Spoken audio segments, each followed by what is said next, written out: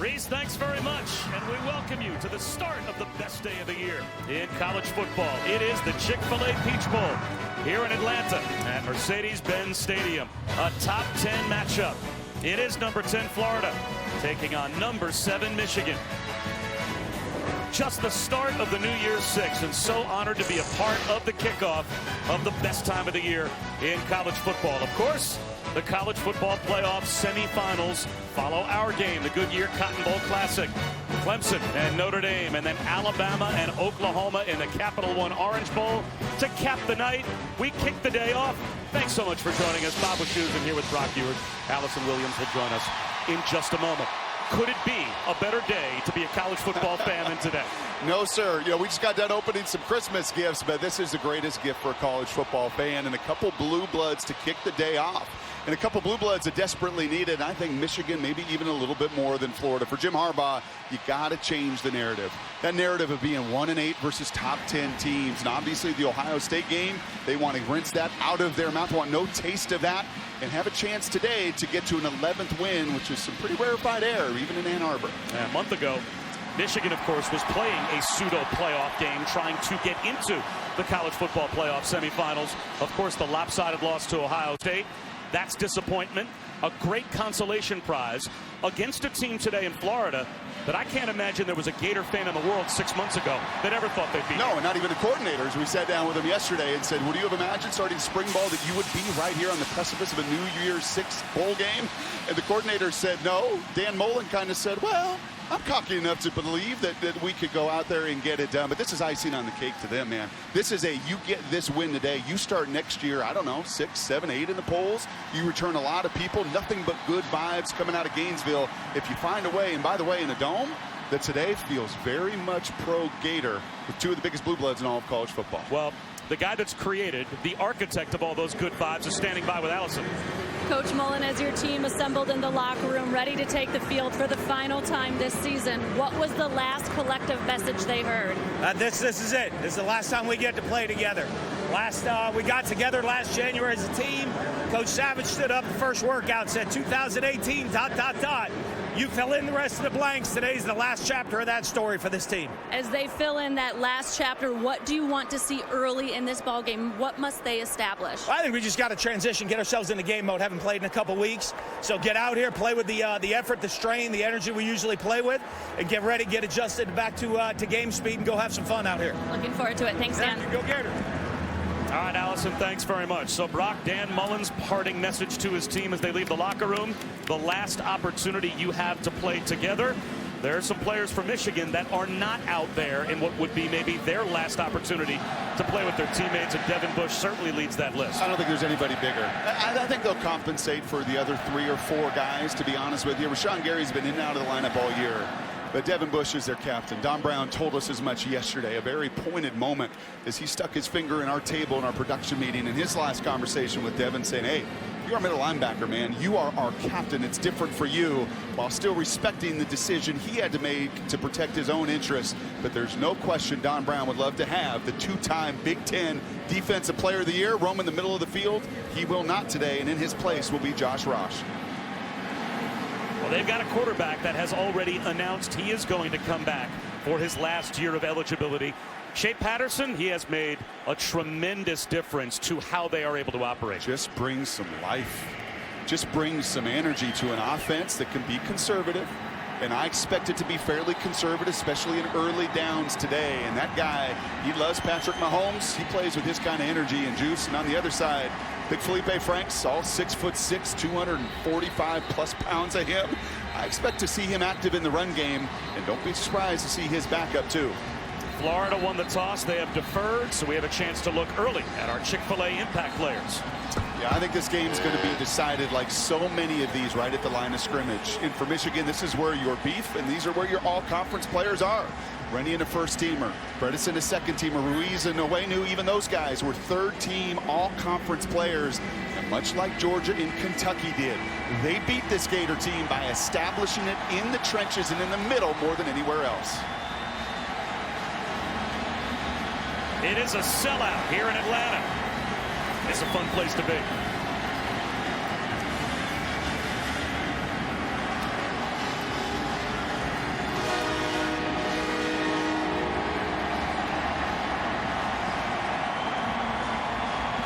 Hello, college football. You miss us?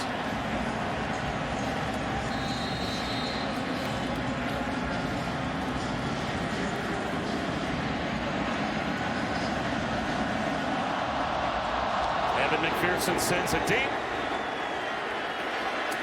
And Ronnie Bell brings it out. Stays on his feet. Just about broke it. Dragged down at the 33-yard line. So here comes Shea Patterson. And if you're an NFL fan, this is about as complimentary a comparison as you could have. Well, it's who Pep Hamilton, his coordinator, said the two of them watch. You know, they watch a lot of NFL guys get it done in a variety of ways, and that's what Mahomes does. From every arm angle, moving inside and outside the pocket. Patterson loves them. And look at that. Look at the arm angle. Look at the movement. You will see this afternoon. He's thrown to a spot where you don't even see the Wolverine receiver until he's into the end zone. That kind of playmaking and creativity will have to be on display this afternoon.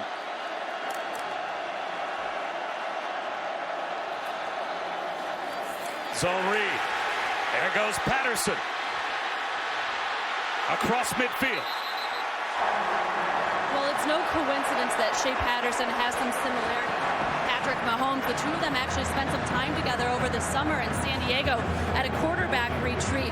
And Shea told me that he learned a lot from his relationship with Mahomes about how to make different types of throws and how to really use his athleticism and his style of play, how to manage it, when to run and when not to. He's fun to watch. His creativity impacts the game in a lot of different ways. Chris Evans stood up right about at the line of scrimmage. Karan Higdon, one of the players that has opted to not play in the bowl game for Michigan. So Evans gets the start at tailback. And Karan Higdon had 224 carries during the regular season. None of the other backs for Michigan had more than 74.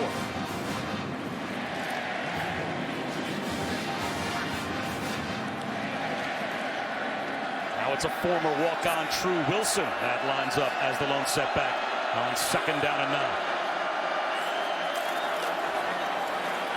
Christian Turner, the true freshman, on the jet sweep, gets down the sideline.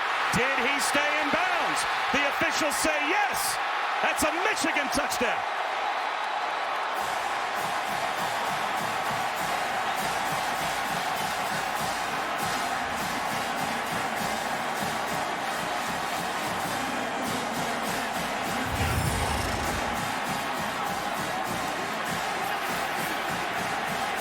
I think that left foot is going to be the only foot in judgment right here, as I imagine they're going to have to take another look at this.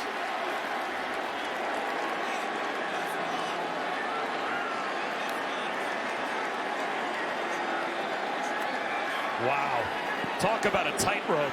And certainly seems as if replay is going to want to take a look at least 2, if not 3 of those strides to see if you can say he was out of bounds. Well, Ed Warner told us yesterday, you're going to see in our opener, and that one looks, I don't see any green in between it. I think that one's pretty definitive to my eye right there, Bob. David Reese was over there just to nudge Turner enough to the sideline. Yeah, that's the only step in question right there. But Ed Warner, O-line coach, said you're going to see a couple new little wrinkles in our openers.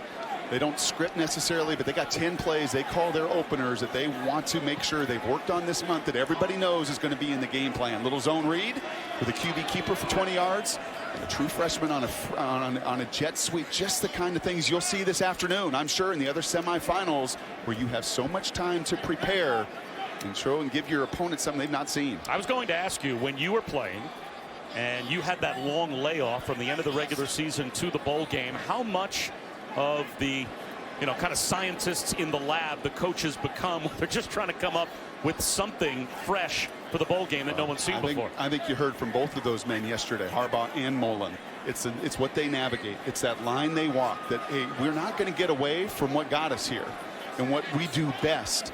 But at the same time, if there's tendency busters in both of these groups, they're here because they have tendencies. That's not a bad thing. But they're going to try to break those tendencies early, and this jet sweep just, I think, a bit indicative of it.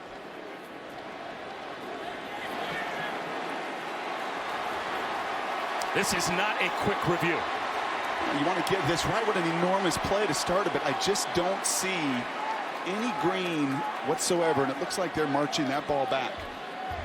Also, when you step out of bounds, the clock should have stopped, so there might be some bookkeeping to do to make sure they've got the clock right, and it looks like they've got the ball all the way back close to the 38-yard line. Here's the call. After reviewing the play, the runner's left foot was out of bounds at the 38-yard line. Be 3rd down and 1 at the 38-yard line. Please set the game clock to 13:46. 13:46. So it ends up being an 8-yard gain, and it's 3rd down and 1. So take away what would have been the first touchdown of Christian Turner's Michigan career. And now a chance for Florida to get a stop. Yeah, and also a time for your offensive line to impose their will. Ben Mason, this is usually his territory. The fullback, 7 touchdowns rushing. This is also where you make your statement with those big bodies up front. And it is Mason at tailback.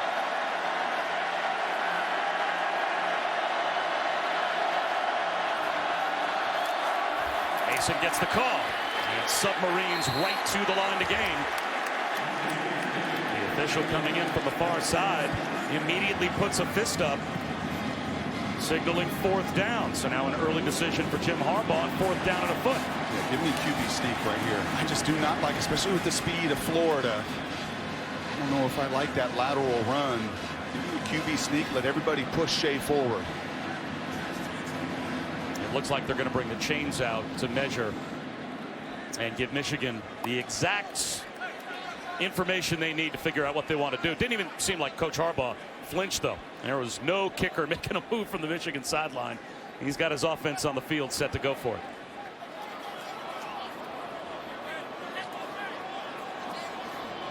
Ready?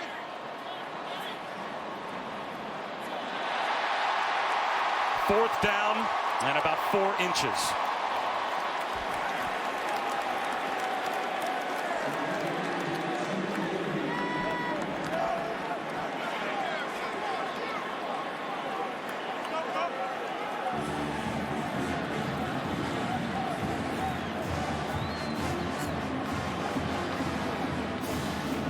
So some drama right away in the Chick-fil-A Peach Bowl. Michigan is going to go for it on 4th down and a half a foot. If Tom Brady's watching, former Wolverine, I know what he's calling. He's the best QB sneaker in the history of football. Chris Evans lines up behind Mason in the eye. And signals from Patterson.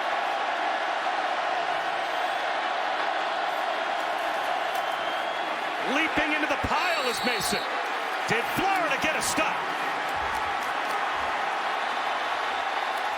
Voshon Joseph got there first.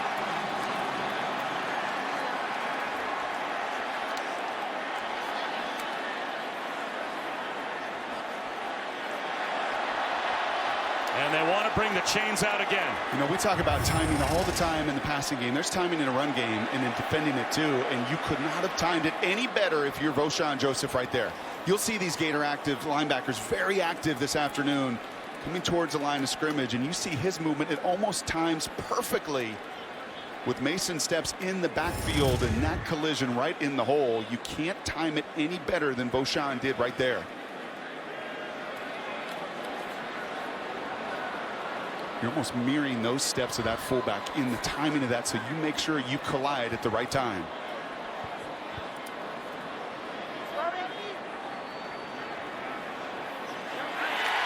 Florida ball.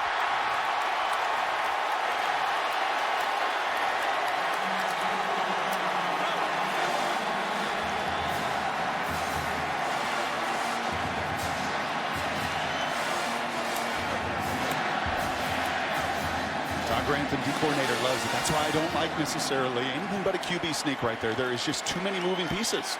And especially now, there's some freedom to push that quarterback and that runner forward. And you allow Florida to time it up beautifully on those last 2 short yardage situations. And Michigan as a team, you're equipped to move the ball right there, and the Gators get it done. Great field position for Feleipe Franks. Play action on 1st down, and Franks out of the pocket curls one to the sideline off his back foot to avoid the sack. Quiddy Pay was all over Feleipe Franks. That's a play that Feleipe doesn't make a year ago. They matched up in the opener, these two, and Feleipe eventually benched in the second quarter of that game. That just shows you some of his growth and maturity. Just an incredible all-around athlete. I mean, you just stand next to him and you feel the ball whiz off his fingertips. He's got a lot of skill set, but what a really good decision there to avoid a negative play on first down.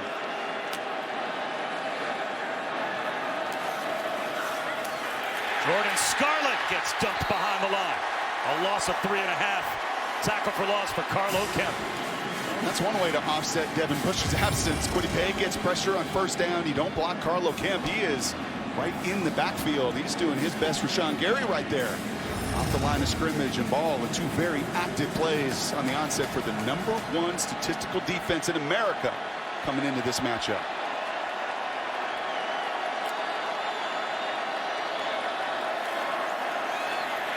Franks rolls the pocket. Sings one to the sideline, out of bounds, intended for Trayvon Grimes. Again, it was Kwity Paye that was in pursuit, so a 3 and out for the Gators after they get the takeaway on downs. What an active group right there. My goodness gracious. I kind of like what Dan Mullen wanted to do there and try to establish for his quarterback.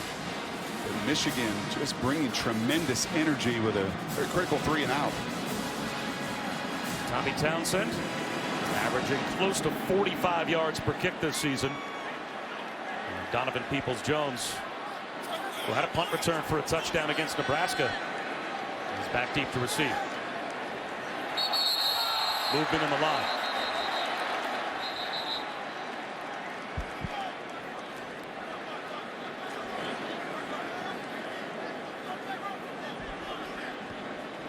Mike DeFee is our referee, a Big 12 crew.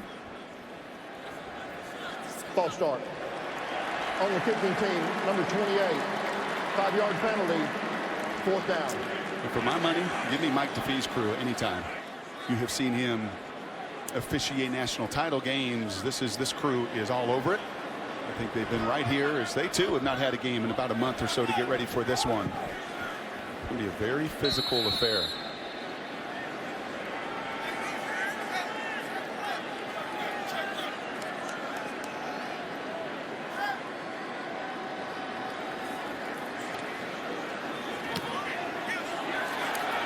Line drive kick from Townsend, and a beauty.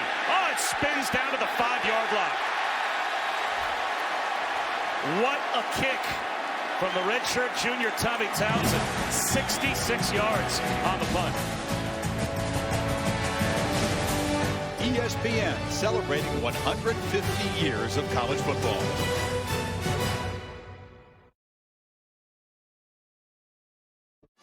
It's time for the college football playoff semifinals and game number 2 tonight, 8 Eastern on ESPN. The Capital One Orange Bowl, the Heisman winner against the Heisman runner-up. And Brock, that probably is the QB matchup of the year. Oh, I think so. And that runner-up, 4-2 in those matchups. Not been real good for the favorite. Kyle's going to have to score a lot of points tonight against the Crimson Tide. Good luck. How many do you think? Good luck, 4+. Chris Evans empties the backfield. So Shea Patterson, who has yet to throw the football, lines up in empty, and now flags fly with Patterson at the goal line. It'll be a false start. Now it's going to be first down from inside the 3. False start. Offense, number 82. Half the distance to the goal, 1st down. Yeah, that's Nick Eubanks right here, the junior tight end. Played a good game against these Gators last year, and just enough of a flinch. Feleipe sees it out of the corner of his eye, points it out. Half the distance to the goal.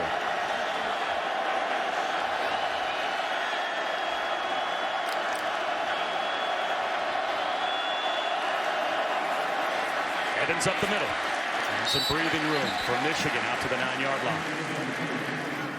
And a lot of movement for the Gators today. I'll tell you what, this was fun tape to watch, Bob, getting ready for this game. Todd Grantham's group on this side of the ball will play upwards of 27 guys. Very rarely do you see them play the same defense twice. They're in and out of a 3-man front, a 4-man front. You've seen the linebackers like Joseph already stunt. This is a very active crew for Shea Patterson to try to decipher.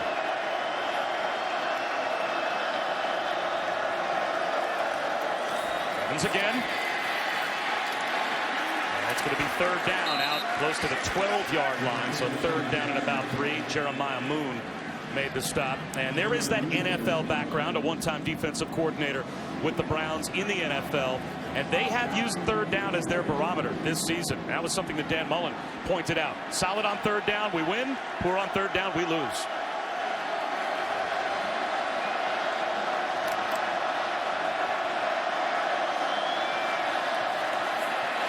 Patterson, wide open up the sideline. It's Zach Gentry. Close to the 40-yard line before he's run out. Michigan will have it at their own 38, a gain of 27 yards. Yeah, not bad for your first pass attempt here. And Shea does just enough with his shoulders to attract that corner up into the flat route on 3rd and short. That corner has got to feel that flat corner route, and Shea hints at him just enough to fit that corner route behind. That's well executed and a good sign. Michigan wins on 3rd down. They win this game today. Justin Turner tripped up behind the line. Jawan Taylor came on a safety blitz and made the stop right at the line. Yeah, there's going to be, and you've watched some of the bowl season, and there's been a lot of games of checkers. You know, you got spread teams and tempo teams, and there's not a whole lot of defenses. This is a game of chess today. Harbaugh's an NFL guy with background. Grantham's an NFL guy with background. You will see a lot of diversity of scheme. Play action for Patterson. Designed rollout. Incomplete. Threw it behind Sean McCune. So now it'll be 3rd down and 9. He did, and that was a new formation. That's a new little wrinkle. McCune is right in the hip pocket of Shea. Pre-snap actually sneaks through the guard and center. And I think Shea was protecting him from that contact. I think that was an intentional trying to slow him down before he ran into that collision with Steiner. And McCune just could not feel that out. The complication, the looks we'll see all afternoon for this Florida defense. Why is it so hard to teach in college? Because you got a 20-hour work week. And you better be an excellent teacher. And here comes a little line stunt to the bottom of your screen with Mr. Feleipe, one of the best in college football, getting there after the quarterback. It's a 5-man rush. Under pressure. And going down is Patterson. C.J. Henderson on a corner blitz. And the Gators get a stop. That's a loss of 7. Yeah, when Feleipe and Zanine are lined up next to each other, it is a alert, alert, alert, and well done by Grantham. Because usually with those two, there's a game played between the two top sackers. And instead, this time, so much focus on those two that C.J. Henderson, the corner, sneaks right in between them for his 3rd sack of the season. Freddie Swain with a fair catch at the 25-yard line. Defensive battle. Chick-fil-A Peach Bowl early.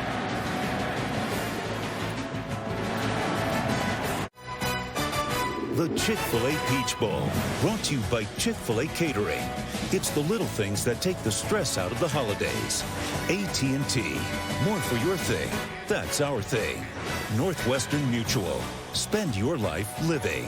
And Mercedes-Benz, the best or nothing. And we're here at Mercedes-Benz Stadium, not only home to the Peach Bowl, but also home to this year's Super Bowl. That will be the next game they play in Mercedes-Benz Stadium. And aerial coverage provided by Goodyear.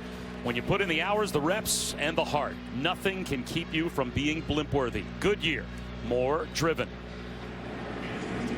I'm going to guess you'll see a run after 3 passes to begin the game for the Gators here in this series.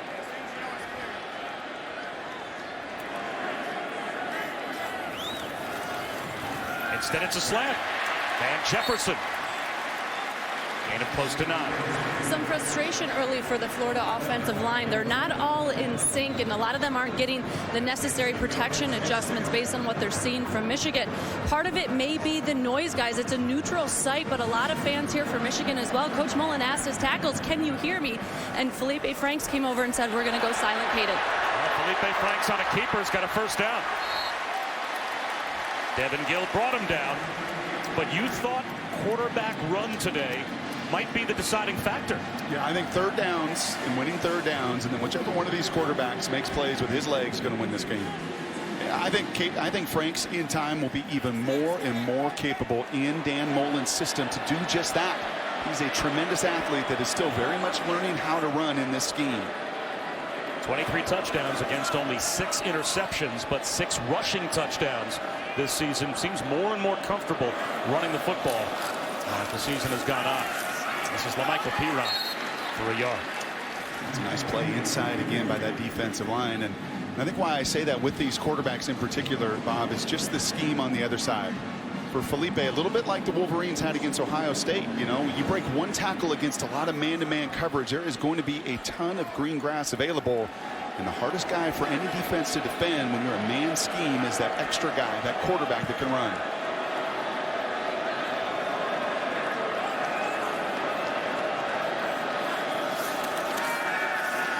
Swing pass in the flat to Perine.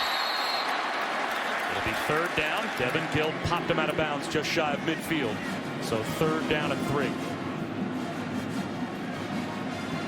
Like what Dan Mullen said to Allison earlier, we just got to get in the flow of a game. Just a reminder, I think, to everybody, and for those coaches like Dan that have coached big games, it's going to be the same thing in the Cotton Bowl that follows us. Just trying to get yourself into that game speed and the flow of what it feels like. Third downs like this help set that table.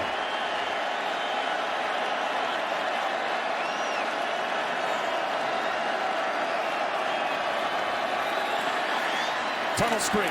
Perine makes the catch, and he's got the first down. Well designed by Dan Mullen as they get Perine in space. Yeah, and give a little tip of the cap to Kadarius Toney. He actually gets thrown down. He sacrifices his body. The corner there, Watson, actually in press coverage, throws Toney into the other defender, thus freeing up that space for a third down conversion. Whatever it takes in bowl games.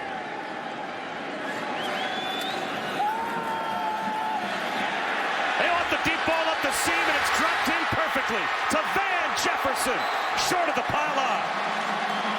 They'll mark him out at the 3, first and goal Gators. That's your #1 receiver against the strong safety. Those are the matchups you want. You want to get Jefferson, and you can see it, he wins right off the snap. And you love him against #1 corners, but even more against safeties. And now the Gators want to play with some tempo. Quarterback draw. Feleipe Franks maybe picked up a half yard. Chase Winovich cut him down. Second down and goal. It's one of the beauties of Dan's scheme. He plays a lot of different personnel and people. He's going to burden this Michigan defense. You're going to see Toney in different spots. You will see Emory Jones, the backup quarterback, at some time here, I think, in this first quarter of play. Try to get your best, most talented people on some of the safeties, some of the backup corners. Something Dan Mullen has traditionally done very, very well.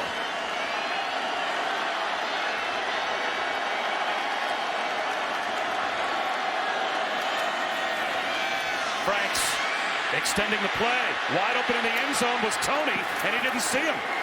Kadarius Toney was wide open, and Feleipe Franks just didn't look up. And you're exactly right. You're going to see him break contain right here, okay? And these are the steps he's got to take. Eventually in time, he's going to find that receiver. Get your eyes up. Right here. You got all of this field to go and find it. Just put that ball in the air, and instead he's more focused on beating the defender. Those are some of still the baby steps in his progression as a quarterback, to have those eyes up. Now it's third down and goal.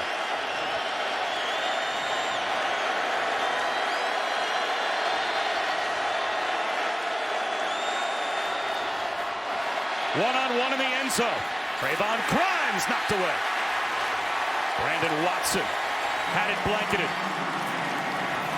I'm going to say that if Feleipe had his eyes up on that last play, it's a 90% conversion. This, a one-on-one, this is all Michigan works on. They know what people want to do against press man-to-man coverage. You want to throw fade routes. If you got a 6'3" receiver there, that thing has got to be hung high to the back of the end zone, but that second down miss, just not the awareness to have the eyes up in the full field vision as everything's speeding up. That was the big play. So Evan McPherson, the true freshman, 15 of 17 on the season. This one a chip shot from 21 yards. Florida gets it goal to go. Michigan gets a stop. And the Gators have the early lead.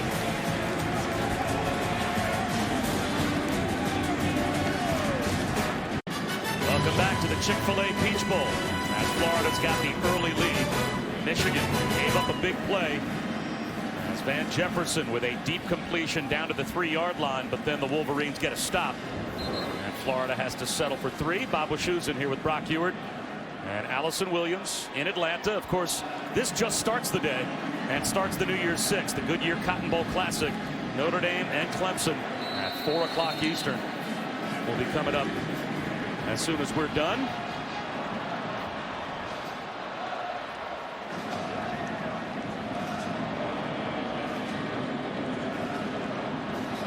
McPherson to kick it deep. And this will be a touchback. How much pressure is on Ian Book to try and avoid this pass rush? I think quite a bit, but that's how you have to beat Clemson. Much like Eric Dungy did when that game went to the wire down there in Dead Valley. That creativity you're seeing with both quarterbacks today, extending plays outside the pocket. And I think it's one of the real underrated assets of Ian Book. He's done it all season long. He's nimble, he's nifty. He's going to have to be against that front four, and the more plays he makes in space, the better for Notre Dame. When you prepare for Clemson, are you almost accepting as the jumping off point, we probably can't block them? You should. And you're putting things in your game plan, or are you giving your offensive line a chance to run your base stuff, just try and block them up? I think it has to be a negative, but as a quarterback, you better make sure you prepare your off-balance throws and off-schedule throws. Patterson floats one down the seam, and he had Nick Eubanks and just put a little too much air under the ball. And Shea Patterson knows he missed one. Yeah, he did. He felt just enough pressure in his face. There was just enough push on John Runyon there into the lap of Patterson. That's not an excuse. That's a throw that he's got to make. We saw one earlier just on the back shoulder of McCune. Against this quality defense, when you've got your opportunities, especially on early downs, you got to hit them, because this is a really good group on third down. Chris Evans empties the backfield.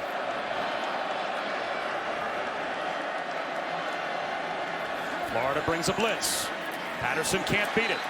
It'll be 3rd down and 10. He's a little juiced.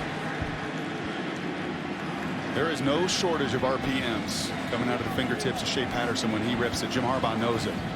But those are a couple throws, and Harbaugh also knows. And in fact, in many ways, his game is very similar to Shea Patterson's way back in the 80s when Jim was a QB. I know he's watching those things. We'll have a little conversation with his QB to just settle down a bit.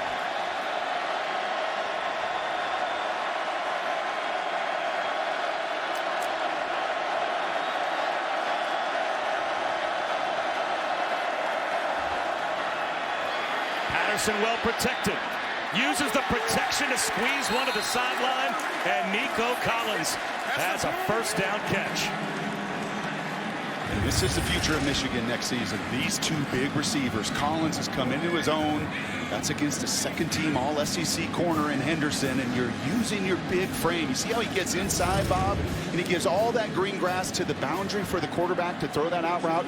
You love to see that, and even more, you love that big receiver playing big on 3rd down. That was the best pass protection we've probably seen from Michigan so far. Florida ran a couple of games up front, and Michigan picked them all up. And now Florida wants to call a timeout on defense. So we'll step aside for just a moment.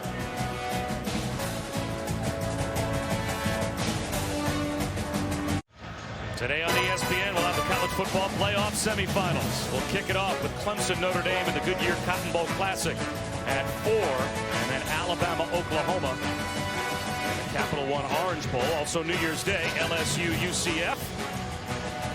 In the PlayStation Fiesta Bowl, the granddaddy of them all, Washington, Ohio State in the Rose Bowl. We got a lot that we're going to do on New Year's Day as well. Bob, a lot of questions in that Orange Bowl about Alabama quarterback Tua Tagovailoa and the ankle he had surgery on at the beginning of the month.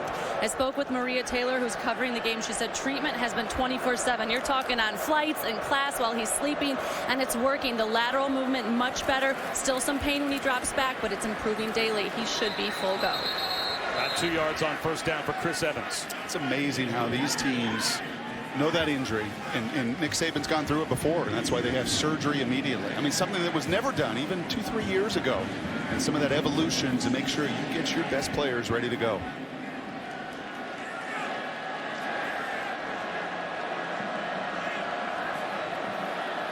Patterson on 2nd down.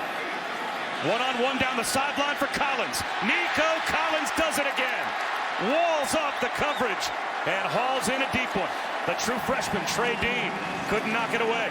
I'll tell you what, if you're a Wolverine fan up there in Ann Arbor and didn't make this trip down, you watched Christian Turner nearly take it to the house against this SEC defense. You're watching Nico Collins, kid from Alabama that made his commitment to Michigan, really grew this season, and on its biggest stage right now, has made 2 just tremendous plays. When you give Jim Harbaugh a quarterback, you give him a couple big play, big-time receivers on the outside, you're going to give yourself a much better chance against these top 10 teams.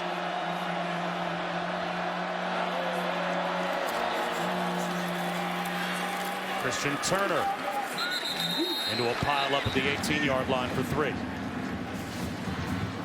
And that right there is simply a body blow. As Pep Hamilton said to us yesterday, as many creative ways as we can to get to the body of these Gators.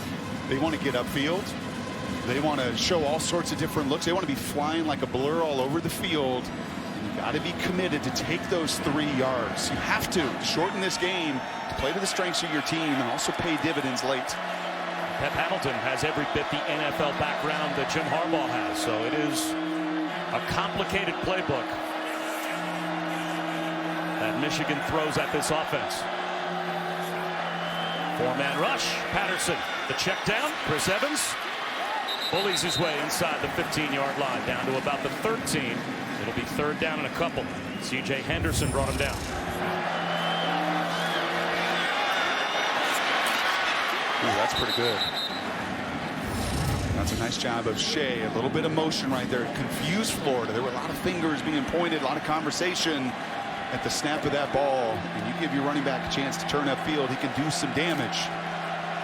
Situational football will also play, like these 3rd downs, a huge role in the outcome today. 3rd down and a yard and a half.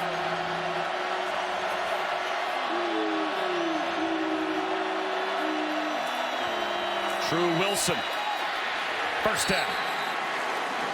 It's goal to go for Michigan. That is just some old school power right there. The 3rd down and 1 was stopped earlier. 4th and inches was stopped earlier in Florida possession. And I love Jim Harbaugh not deviating, not trying to get cute with the play action pass on 3rd one. I think that is also a psychological move to your team that no, we're going to still get up there and pound the football. Even without Karan Higdon. Yes. Next man up. And this time it's Drew Wilson to the right of Patterson in the shotgun.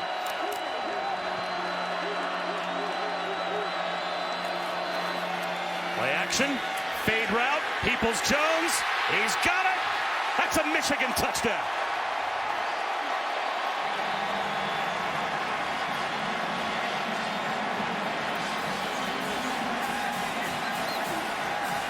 Of the season for Donovan Peoples-Jones.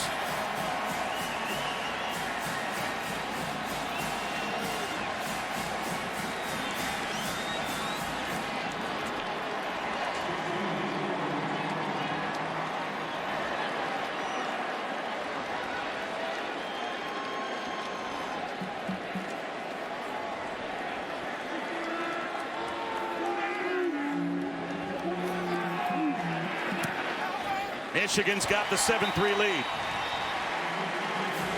Bob Wischusen, Brock Ewart, and Allison Williams here in Atlanta. Do you see a little difference this last possession for Shea Patterson? You were talking about the fact a couple of possessions ago, RPMs, he's hot. He's got to settle down a bit. Do you see him settling into the game a bit? I think that 3rd down helps. And anytime your receiver, that was a deep out route, the receiver comes back and helps you a little bit, man, it just can energize you as a quarterback. And kind of telling here in a game that I think is going to be highly contested. 2 very similar concepts, right? Little fade routes down into the end zone. And you see a little bit of the inexperience of Feleipe there, leaving it a little bit short. Shea had a lot of room and opportunity, and Donovan Peoples-Jones delivers on the other end. I'm telling you, Bob, if they add just a little juice, and Shea brings it. I think his charisma and athleticism brings it. But then you add some juice on the perimeter, a little bit of swag, and you can win those one-on-one situations. You can just give yourself a chance to do something. You've not done much. Just 1-8 against top 10 teams under Harbaugh. You've got to change that narrative today. And the difference, red zone defense. One team gets in the red zone, gets a stop, holds to a field goal. The opposition gets in the red zone. And it is a touchdown to give Michigan the lead. Darius Toney watches it sail through the back of the end zone. Well, New Year's Day on ABC, ringing 2019 with another bowl game. Brock Ewart will be there to watch All-American linebacker Josh Allen and Kentucky take on Trace McSorley and Penn State in the VRBO Citrus Bowl in Orlando at 1 Eastern on New Year's Day. Now, will your Fish concert be over by then, or is that later that night? 3rd set. 3rd set. Yes. Gotcha. We'll be waiting for the encore. Great. And I expect you watching.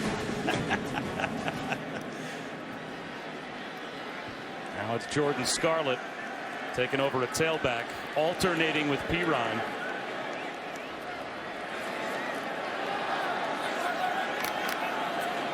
Play clock down to 2. Play action for Feleipe Franks.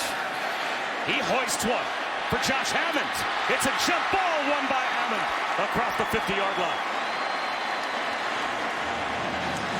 And that ball was in the air a long time. And typically, Khaleke Hudson and Josh Gattelis make a play on that ball, but the two of them, they do not pass that route off very well. And even a hanging fly ball there is able to be brought down on a tremendous catch by Hammond. Counter to Jordan Scarlett. And he's able to grind down about 3.5 yards. David Long came up to bring him down. Those explosive plays, Don Brown was still recounting them to us yesterday, right? He went through them every day, etched in his mind. The old coordinator, he's not going to forget them against Ohio State. The 3 or 4 explosive plays that he went detail by detail by detail through. He's not going to like that one right there. That's 2 veteran guys that just do not play that route concept very well.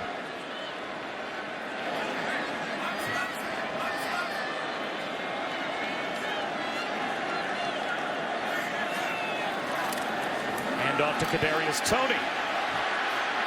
He jitterbugs close to a first down. Whenever he touches the ball, just do that little art with the line that follows him, because it's going to go everywhere. The coaching staff talking about yesterday, like he ran an outside zone, like, whoa, he actually ran it on its course for the first time all season. They love his creativity. He came to Florida as a dual threat quarterback, at least out of high school. He had 100 touchdowns, responsible for junior and senior year combined in high school. Threw for 69, ran for 31, and they love moving him around. And now on 3rd down and short, they're going to sneak it. And it looks like Feleipe Franks has the first down. There's the advantage of being 6'6". You just fall forward, move the chains on a pretty fast moving first quarter down here in Atlanta. And it looks like that will take us to the end of the first quarter of the Chick-fil-A Peach Bowl. There were a lot of momentum swings in a game that's 7-3. That was a fun first 15 minutes.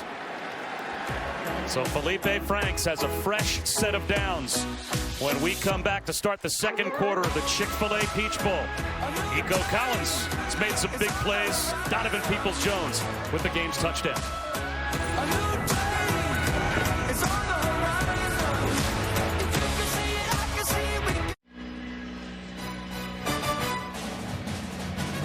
Today on ESPN, the college football playoff semifinals.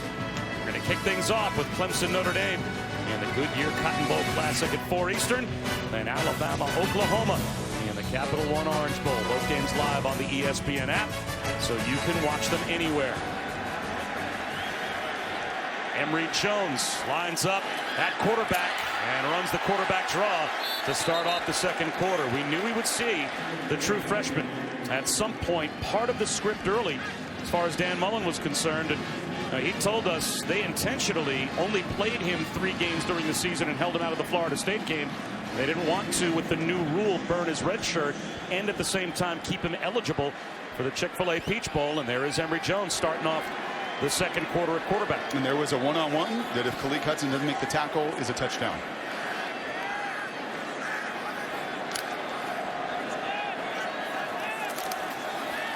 A little toss to Scarlett. Stiff arm from Jordan Scarlett. And it's a first down for Florida. Down at about the 17-yard line. Yeah, I was listening to Tim Tebow yesterday talk about these Gators, and there's some real intrigue when it comes to Emory Jones. Because Dan Mullen likes guys, and Felipe's grown as a runner, but Emory is a really natural, gifted runner, and bringing this element in, he's willing to play both quarterbacks, and it's just going to present more challenges in the run game for Michigan.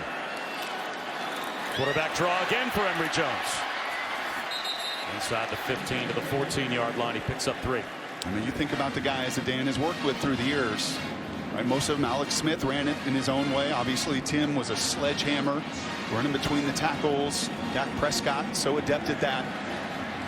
Dan Mullen's a good one at utilizing all the skill sets of everybody on his roster. And now Feleipe Franks back in the game, 2nd and 7 inside the 15.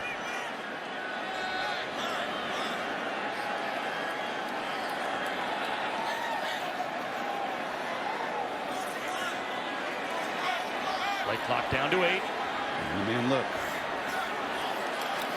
Play action. Franks in the flat. Scarlett couldn't haul it in. And now it will be 3rd down and 7. And there is Ginger Franks, Feleipe's mother, getting set for a stressful 3rd down and 7 in the red zone. Nothing like a quarterback mom.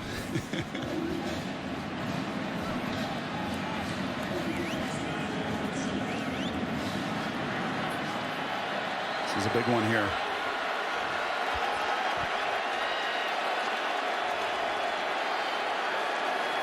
Four receivers to the top. A unique look here from the Gators.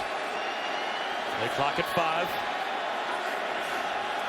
Quarterback draw. Feleipe Franks up the middle. No Wolverines were there. Josh Metellus came over to bring him down, and now it's 4th down and about 2. They'll mark Franks down at the 9. Check this out. Look at pre-snap here. This is why they were looking over. There's no linebackers here. This is exactly the look you want.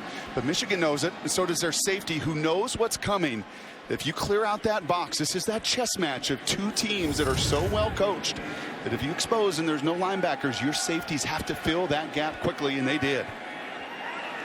It looked like Dan Mullen thought about going for it for a moment until he realized it was a full 4th down and 2. And so he sends out McPherson, who sneaks it inside the left upright to make it a 1-point game in the Chick-fil-A Peach Bowl.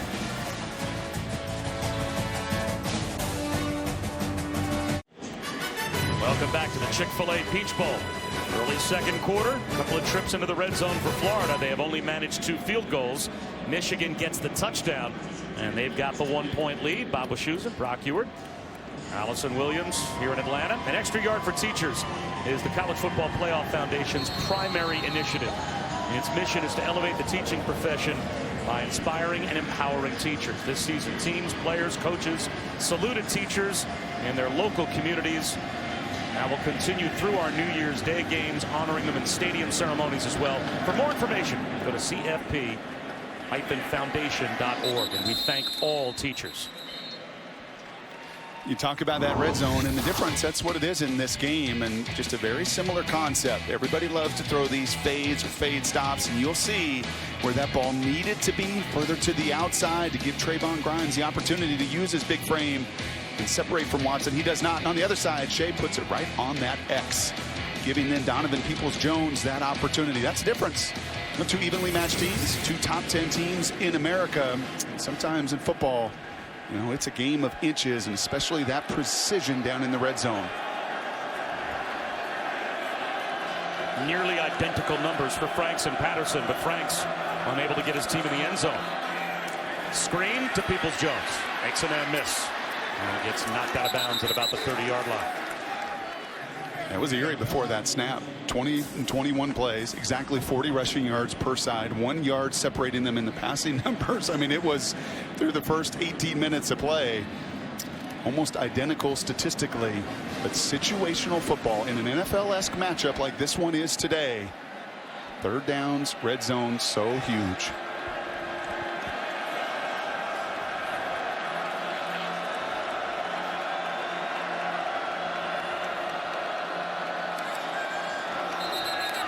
False start. Some movement from Florida. It looks like it spooked Andrew Stuber. False start. Offense, number 71.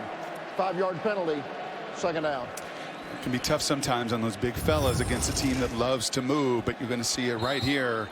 Really obvious flinch, a little bit of motion. You're trying to decipher against a team that is as versatile and multiple as Florida is defensively. Offensively, you want to shift, you want to motion, you want to get and gain some of those tells. But it makes it hard on the big boys up front at times to hold their water.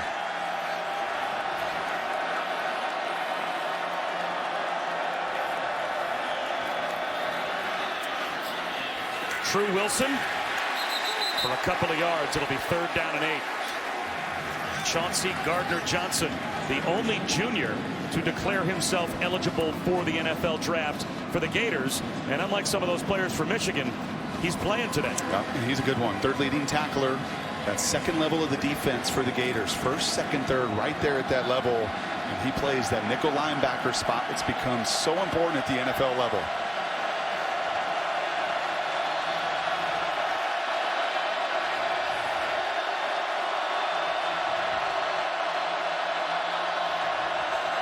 Florida rushes 5. Shea Patterson out of the pocket. He's going to try and run for it. Reaches the ball out short of the line to gain. C.J. Henderson made the stop. It'll be 4th down, and Michigan will have to kick it away. Ooh, that is a good tackle by C.J. We saw him earlier on a 3rd down blitz. A corner blitz right there. That one comes from the field in the one-on-one situation. Many times you'll see a quarterback pump fake like that, and it hesitates, causes just a second of hesitation by that defender, and they cannot make that tackle short of the sticks. Big time from the second team all-conference corner. Freddie Swain is a very good punt return man. You can see averaging over 10 yards per return. Will Hart with a wobbly kick. And it's going to take a sideways hop out of bounds and give Florida pretty good field position. 10:08 to go before halftime here in Atlanta.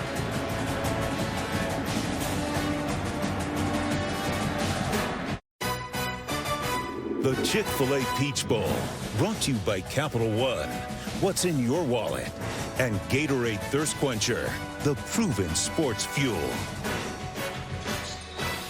Some of the legendary figures, not only for Alabama, but also for Oklahoma. How about Billy Sims? And there's the Boz, who was on College Game Day earlier today, and it will be Oklahoma and Alabama in one of our CFP semifinal games later on tonight. That'll be the Capital One Orange Bowl at 8 Eastern.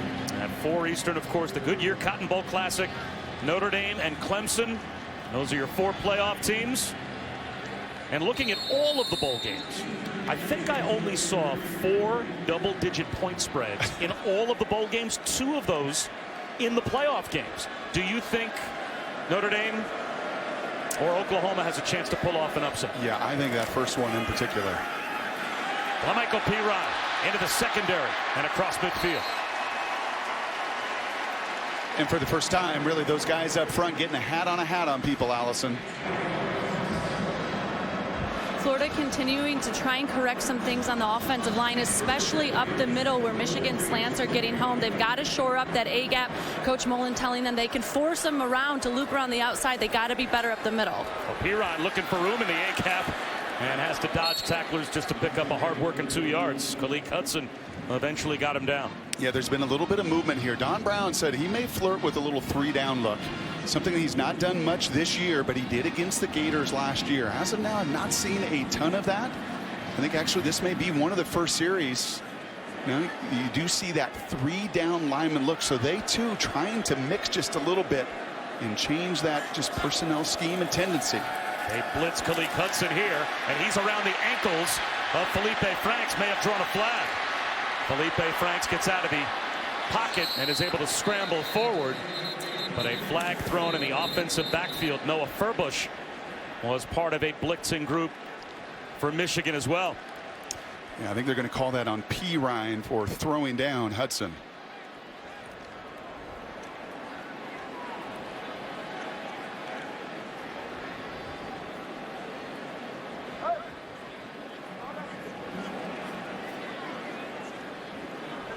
Holding. Offense, number 22. 10-yard penalty from the previous spot. Replay, 2nd down.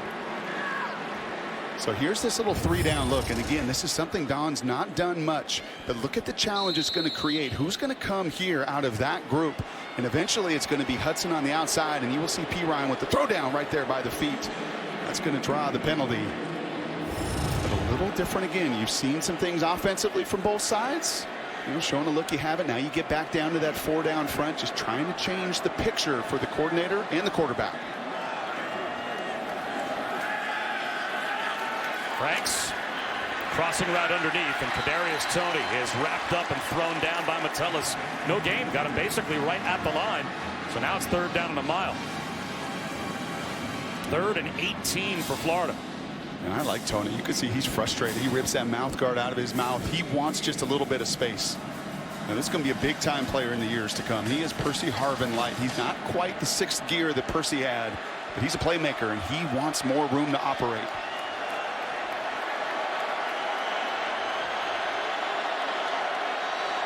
Malik Hudson showing blitz again. Drops into coverage.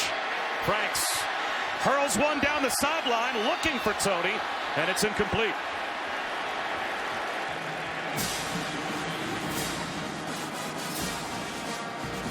I'll tell you what's interesting here, and again, you're just nitpicking on these movement plays. He decides to throw it to the outside, but if Feleipe looks inside here, that is going to be the throw. The opportunity is not to the outside.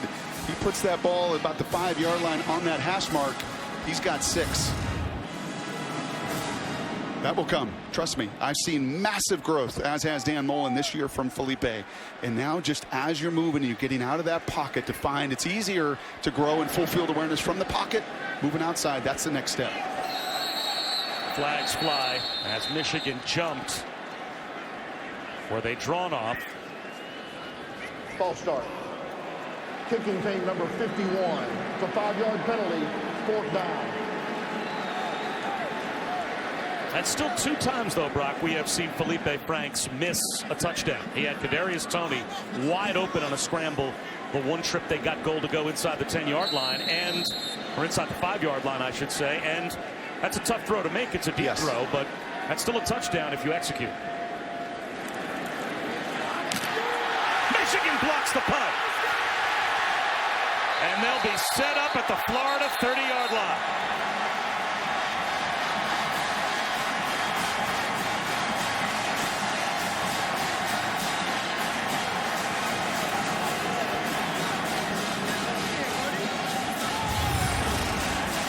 It looks like Jamarick Woods got it. You just can't do it any better than that as he sticks his hand out at just the last second. You see the shuffle into it. And how many times do you see guys blocking kicks or blocking punts and just overrun it? I mean, he's not even that clearly past his defender, but he sticks his hand out. I mean, we have seen some epic timing. Stop a 4th down, and that time perfect timing from the sophomore to make a huge game-changing play. After sudden change, teams sometimes like to take a shot. Patterson in the shotgun, and they're going to run a counter handoff to Chris Evans. He doesn't have much, and we've got an injured Gator. Slow to get up was Chauncey Gardner-Johnson. And he makes that play because there was quite a bit of green grass. That was a cool little wrinkle. It sure looked like on the setup of that, and you're anticipating, I think, Florida there to be over-aggressive. Right, again, that's the chess match that Harbaugh's thinking. Grantham's thinking, I'm going to take a shot, probably wants to come after me. And you expect them to be outside their containment, and Gardner-Johnson is not. I think the officials took Gardner-Johnson off the field as he was slow to get up, and it looked like he was trying to stay on the field. Took a shot from Chris Evans. 2nd down and 8.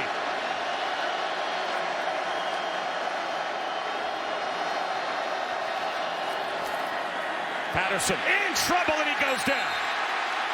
Kyrie Campbell with a bull rush for the sack. It was a nice little line stump between the two of those. Between Zuniga, the defensive end that comes in, and there's some of the growth of Campbell.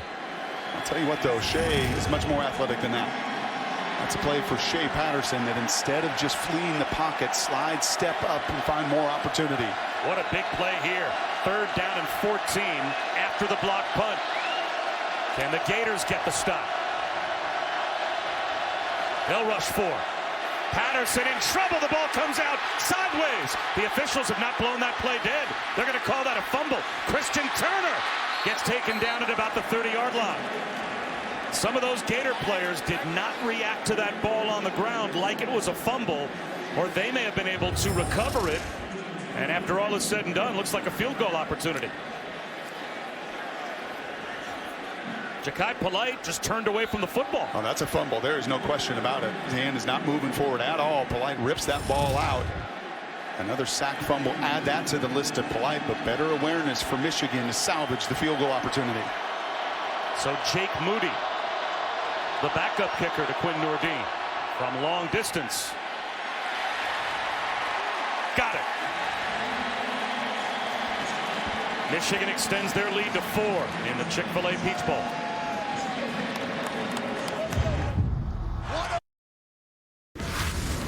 Chris Cotter in studio. Belk Bowl in Charlotte, Virginia, and South Carolina. This just happened moments ago. Jordan Ellis from 9 yards out. Virginia up early over on ABC. Bob? Chris, thanks very much. How about the job Bronco Mendenhall is doing with the Who's? That's a great season that they have had. Bob Wischusen here with Brock Ewart and Allison Williams. Chick-fil-A Peach Bowl in Atlanta. And Jake Moody, who hit a school record 6 made field goals in his debut against Indiana when Quinn Nordine was ill. They like him from long distance, and he connected from 48. Now puts it through the back of the end zone. Brock, awareness in these games sometimes so crucial. It is so huge, and a really good strip here from Feleipe. You're going to watch him at the end of this play as the ball's on the ground right here, and he is running away from the ball. You can see that his head is elsewhere, and a true freshman on the other side is the one to pick it up and then have the awareness to get these 7 yards to even give yourself the opportunity to get that field goal. If you're Feleipe right there, the coaching point is, listen, you don't ever wonder what they're going to call. You make sure and you think that that is a fumble, and you find a way as best you can to get on top of it. But he and Jefferson, tremendous pressure off that edge, and why you can't live in those third long down distances against these Gators. So a couple of misses from Feleipe Franks. That time Feleipe not being aware of the football as Franks finds Van Jefferson on a slant here. Those are points that have been left on the field here in the first half for Florida. There's no question the first one. I will give you that. That is a play that Feleipe can make. I know why he didn't throw the second, because you're taught from day one, don't throw it late down the middle. Don't throw it late down the middle. But it is just, again, that overall awareness of everything that's going on the field. Quarterback keeper. Feleipe Franks gets a block and gets into the secondary. Inside the Michigan 40 before he's brought down at the Wolverines' 38-yard line. That's a 31-yard run for Franks. And he's capable of this. And if I'm Dan Mullen, I can't encourage him anymore. Right? Continue to grow and trust yourself, Feleipe. That has been the big theme in Gainesville this year. Block out any of that noise and continue to trust the people around you and yourself. And the more you do as a runner, the more this offense will explode. Looks like the clock was stuck. The clock did not start on the previous 2 plays. Please set the game clock to 5:10. 5:10 and wind the clock on my signal. Jim Blackwood is our referee here in the booth. And Jim, they keep the time on the field as well just to make sure they can correct this. The guy that's watching the game clock keeps it subconsciously, and when he sees it doesn't start, that he makes a mental note. He tells him how much time's on the clock. So they take about 45 off the clock, under 5 minutes to go in the half.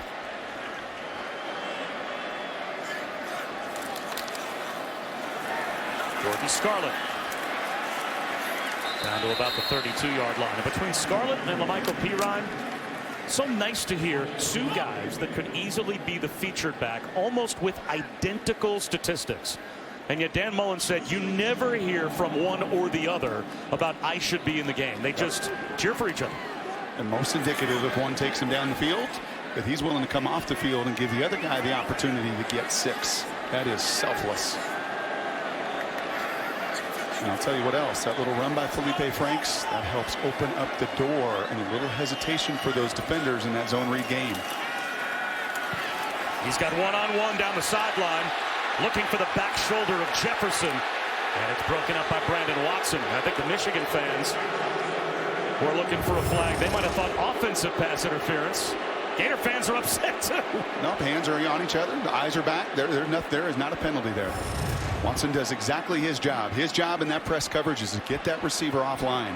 If they're both hand fighting, you're not impeding him. Your eyes are back to the quarterback. There is no need to call that penalty. That is the right call. Love doing a game where 2 fan bases are so well represented and they're all unhappy. 3rd down and 5. They know their football in these 2 markets. Big play here. They're going to run it with Scarlett. He gets outside. He's got the first down. Dragged down by Khalid Hudson. A gain of 8. And I'll tell you what, that may be a play, and Khalid makes it. But those are one of the plays that you have gotten used to watching Michigan football and number 10 flash out of nowhere. Like, where in the world did Devin Bush come from? How did that guy just clean up everything out on the perimeter? Khalid makes the tackle, but he can't make the 3rd down stop. Feleipe Franks in trouble. Down he goes. Devin Gill was the first Wolverine there. And with 3:36 to go before halftime, it looks like we've got an injured player. That's Michael Dwumfor. So we'll step aside for this injury timeout.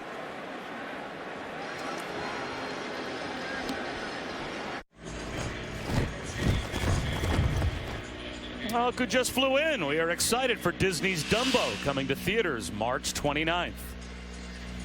And we're back here in Atlanta. The Chick-fil-A Peach Bowl. The game we expected. Two good defenses. Two offenses that don't turn it over much. So they're not going to take a lot of risks. And we've got a low-scoring affair. Bob Wischusen here with Brock Ewert and Allison Williams. Just getting the day started. The college football playoff semifinals still to come at 4 p.m. and 8 p.m. Eastern. Feleipe Franks steps up in the pocket. He's got room to run. Gets to the sideline. Keeps his feet. Knocked out just shy of the 20-yard line. Devin Gill, and now Devin Gill is slow to get up. That almost looks like a cramp, like he's holding the back of his leg.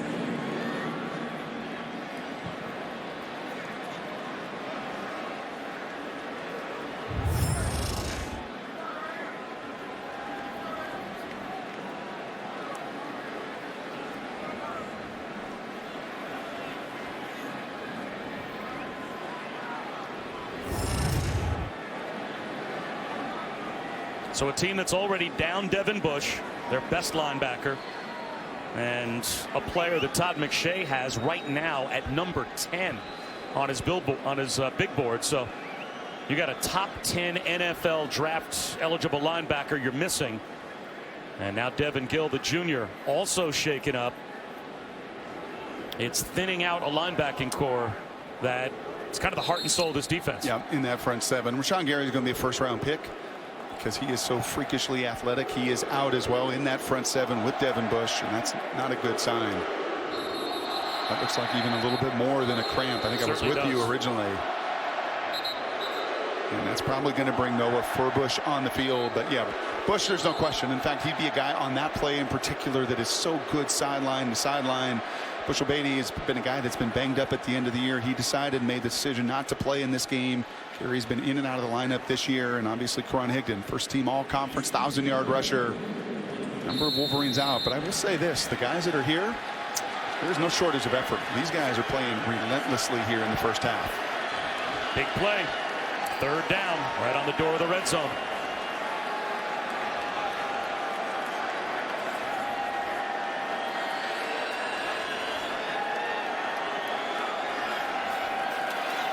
Quarterback draw. Feleipe Franks, first down and more. How about the end zone? How about a Florida touchdown?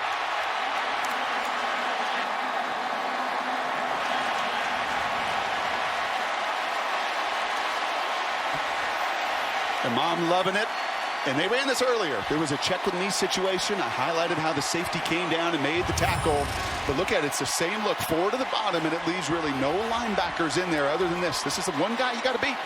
That is it. You have got to make one guy miss. It is 5-on-5 in that situation. A tremendous block at the second level. And Franks, I said to you last night, chance to be the leading rusher in this game, and he absolutely is right now. The Gators have a 3-point lead. Still plenty of time for Michigan. All 3 timeouts and 2:41 on the clock. You know, it's almost like you spend time preparing for these games because you said yesterday, after watching the tape of both defenses, that you thought quarterback run was going to be the deciding factor. Well, you've got 2 excellent teams, 2 veteran coaches that are really good schematically. And you just start to take a look and say, well, where do I have an advantage? Where can I gain an advantage in this? Man, these corners are good. Every level of this defense is good. I'll tell you what, if Feleipe decides to run against a group that plays so much man-to-man and will dare you, that front and that look right there is daring Feleipe Franks and Dan Mullen to run the football. And 70 yards later and a touchdown in his pocket, that's exactly what the Gators QB has done. The Indeed halftime reports coming up shortly. Reese Davis, David Pollack, Desmond Howard. They'll be at South Beach with some playoff predictions. Keys to the Orange and Cotton Bowls And obviously a look around some of the bowl highlights of the day as well. Ronnie Bell watches it go. Again, the question with the Clemson game, can you block this group? That's exactly right. Speaking of a group that has very little weaknesses, and it all starts up front. Christian Wilkins, the guy that can beat you one-on-one, but where Brent Venables and this crew, and we saw him earlier this year, is just so dangerous is they're so veteran in those line stunts. For Notre Dame, that's had to replace a couple All-American offensive linemen, done a nice job, and Ian Book is an athletic guy. But to me, handling just both in one-on-one situations and then as a collective defensive line group, even minus Dexter Lawrence, be the big challenge for Brian Kelly this afternoon. Shea Patterson set to go to work from his own 25. He has hit his last 6 completions in a row. And he'll go play action here. Looking downfield, long throw to the sideline. Perfectly timed to Donovan Peoples-Jones. That is right over the outstretched fingertips to Gardner-Johnson. Nickel linebacker who is declared for the draft knows what's coming. He is watching the eyes the whole way. He is anticipating that comeback right behind him, but a game of inches again goes away the Wolverines. Beautiful throw. Screen, Peoples-Jones. Out of bounds at the 43. Gain of 4. And it was Gardner-Johnson that bumped him out.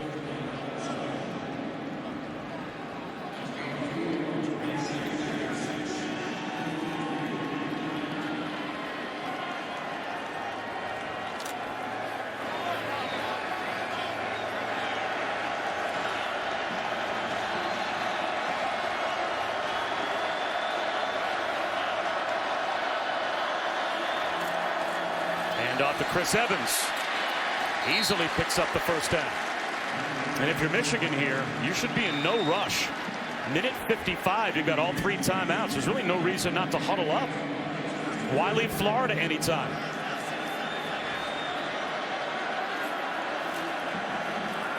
Tariq Black.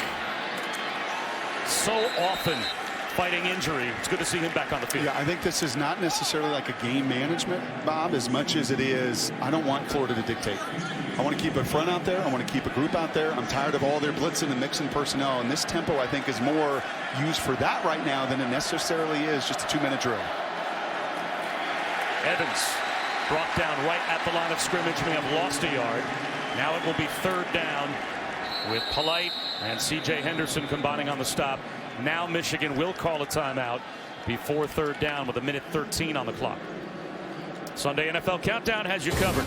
A final week of the regular season tomorrow at 10 a.m. Eastern on ESPN. Lamar Jackson takes on Baker Mayfield in basically what amounts to a playoff game, and how Jackson went from high school star to Heisman winner to one of the NFL's breakout players this year. And as the Chargers fight for a 1 seed, on inside the lines look at how Phillip Rivers has become the NFL's biggest trash-talking quarterback. That's been going on for a while. Plus images of the year in the NFL, all that tomorrow on Sunday NFL Countdown. Well, you asked me about Lamar Jackson before the game, and I love what Jim Harbaugh said to us yesterday. You know, our esteemed producer, Jimmy Zaroli, and it was awesome yesterday in our meeting, said to Jim, hey, do you ever look at Shea and feel like you're watching yourself? Because he plays the game in much the same vein that Jim did when he wore those colors. And Jim said, well, there's really 2 things that I look for in a quarterback, and I think Shea does that. Number 1, be confident. Like Lamar Jackson, like Shea Patterson, you've got to be confident. And 2, then you have got to have the others just gain confidence and belief in you. So you yourself got to be confident. Get everybody to believe in you. That is certainly what number 2 did when he arrived on campus, what Jim Harbaugh did, and he'll elicit even further trust if he can find a 3rd and 7 right here. A big 3rd down.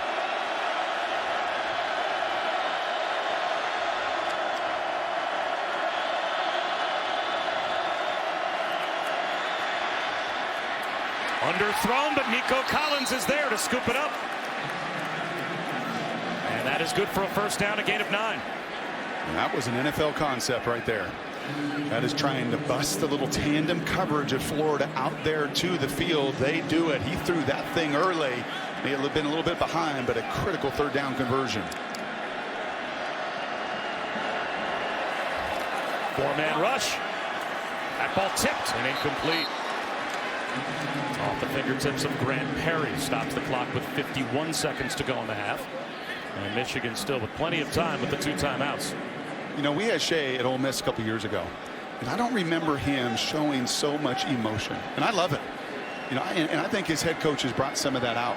He wants him to be structured and to be an intense practice player and everything that's naturally with him. But you watch him, even after that play right there, he's got high kicking, and he knows, man, he wants his team to feed off his juice.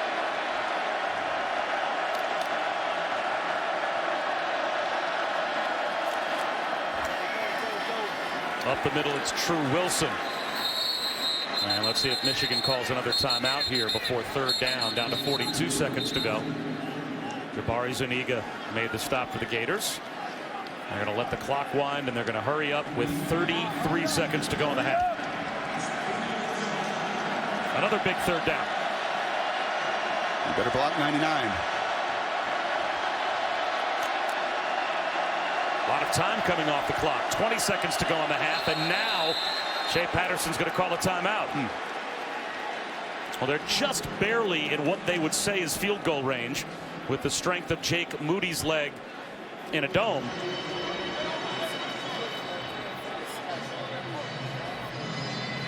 And ESPN Plus is your home for more sports, more schools, more conferences, more ESPN. Start your free trial today by downloading the ESPN app or visiting ESPNplus.com. And never been more important in this bowl season, man. Has there been all the bowl games, and that app has been overused on my phone as you take a look at Moody, who's been perfect. And that was kind of an interesting. He's walking this line as Harbaugh right now. To your point, don't give Florida the ball back here. Gained a little bit of momentum. Feleipe Franks is finding his footing. A bunch of yards rushing. Do not give them the ball back. And also give yourself enough time, if you get this third down conversion, to still take a shot to the end zone. Especially the big receivers that have won those one-on-one matchups outside. Well, running the ball straight up the middle on second down with about 50 seconds to go in the half, and taking the clock all the way down under 20 seconds. This might take any chance to go to the end zone off the board. And you cannot take a sack. Not to think negatively and put those thoughts in, but you have to manage this line of scrimmage right now if you're Shea Patterson. Yeah, sack takes them out of field goal range.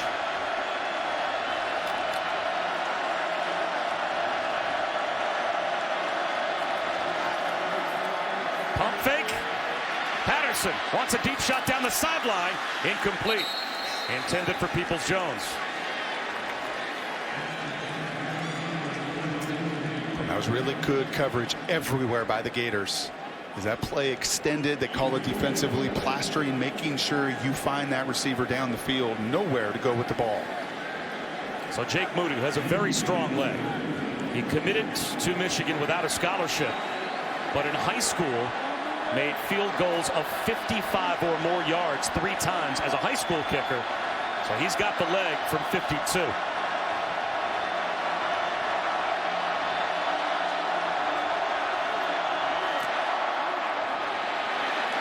But doesn't quite have the direction.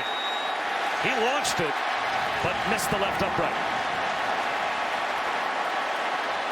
So it looks like Florida will have the lead at halftime, and they'll have the ball to start off the third quarter. Yeah, there was no shortage of leg strength here.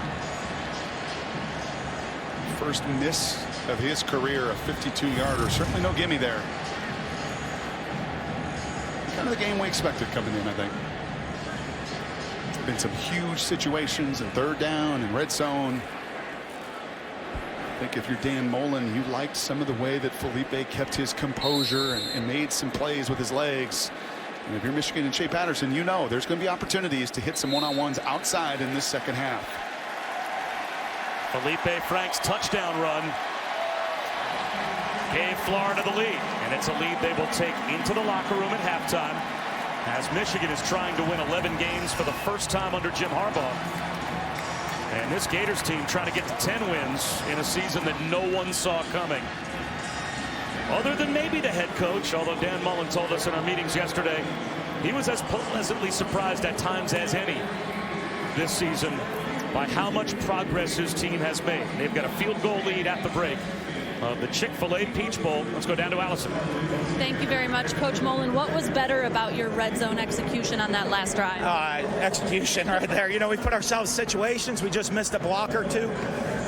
You know, and that's what's really disappointing. I mean, we should be up be up a couple scores right here if we just score touchdowns in the red zone. Hurt us a little bit early last game of the season. We got to be better here in the red zone in the second half. You do get that touchdown. They miss a field goal. You get the ball to start the second half. Where do you feel like the momentum's at in this? Well, I mean, there's a lot of time still to play. We got to execute. It's going to be a 4-quarter game.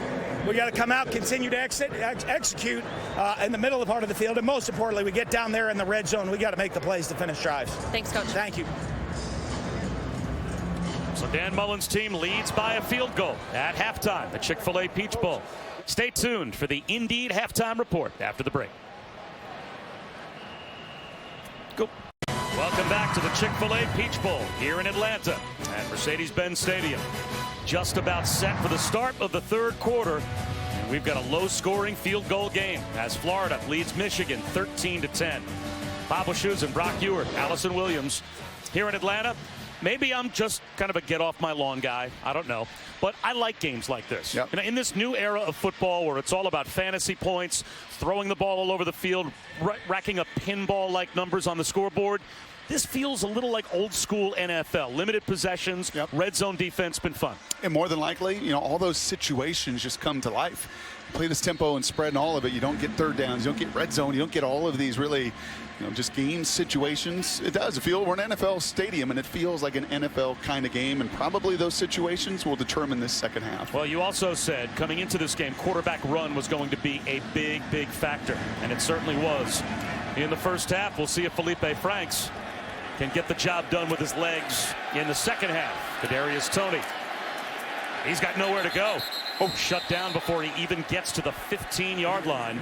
And let's take a look at AT&T's giving their best.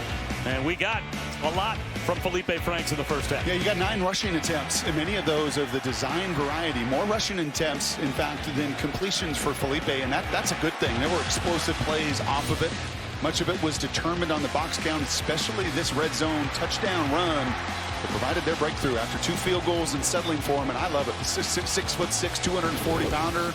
He's adept. He's capable of doing more of that, and there was a real commitment in the first 30 minutes, and I think there will be in these next 30 minutes too. Franks up the seam, incomplete for Van Jefferson. Allison. Well, you guys showed how effective Feleipe Franks was running the ball in that first half. So I asked Jim Harbaugh, how do you stop their quarterback run? He said, we have to do a better job of keeping our rush lanes on the quarterback draw play, and we need all of our guys rallying to tackle the quarterback. But it's not going to get any easier for Michigan defensively. In that front 7, a group that's already thin, linebacker Devin Gill remains in the locker room. He is being evaluated, unlikely to return, as is defensive end Kwity Paye. So a tough 2 losses potentially for them if they can't come back. And there goes Feleipe Franks. He picks up a couple out across the 15 to about the 17-yard line. So it'll be 3rd down and 7. And when you thin out that front 7 without Rashawn Gary and Devin Bush, as we've been talking about as well, it's going to be a test for Don Brown in the second half. Yeah, your backups to backups, and even more important for that Michigan offense to limit possession, shorten this game when they get a chance to run the football better. Haven't called Chase Winovich's name at all as of yet either. Number 15 down rushing the passer here as Franks finds a crosser. Trayvon Grimes has a first down. We have a flag thrown on the far side of the field at the line of scrimmage.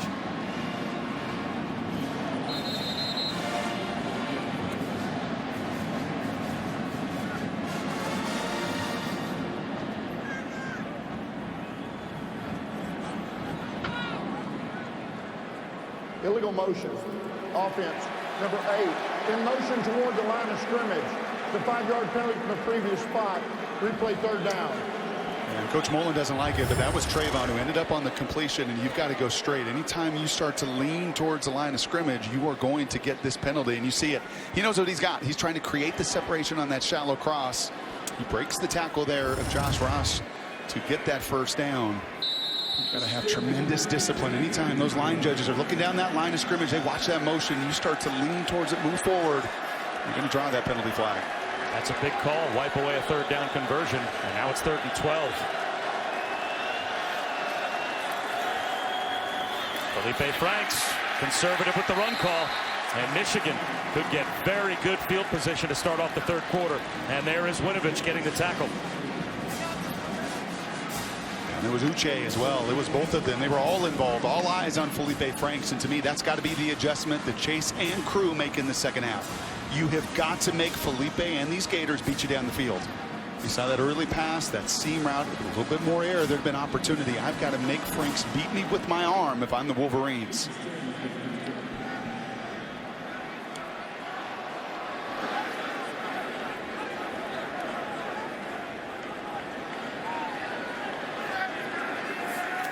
Tommy Townsend with a wobbly kick. Donovan Peoples-Jones fields it on a hop, and it will be very good field position at the 48-yard line for Michigan. Notre Dame is a big underdog to Clemson in the Goodyear Cotton Bowl Classic, and the team just arriving at Jerry's World, having a team huddle at midfield before they go to the locker room to get geared up for semifinal number 1. How about Brock's breakdown, the chance that Notre Dame has to win this game? You're going to have to handle, if you're Clemson, the tempo and some of the in-books creativity. You got to win your one-on-one perimeter matchups because you know Notre Dame will be committed. You just saw their D coordinator in the middle of that huddle, committed to stopping the run.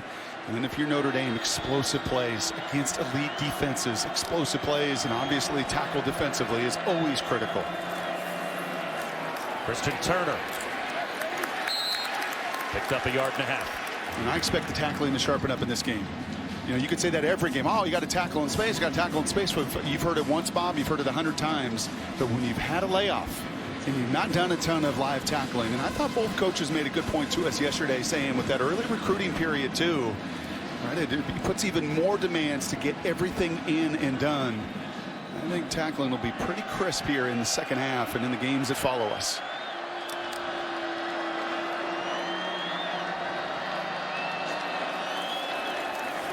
Shea Patterson just shy of the first down line to gain Nico Collins.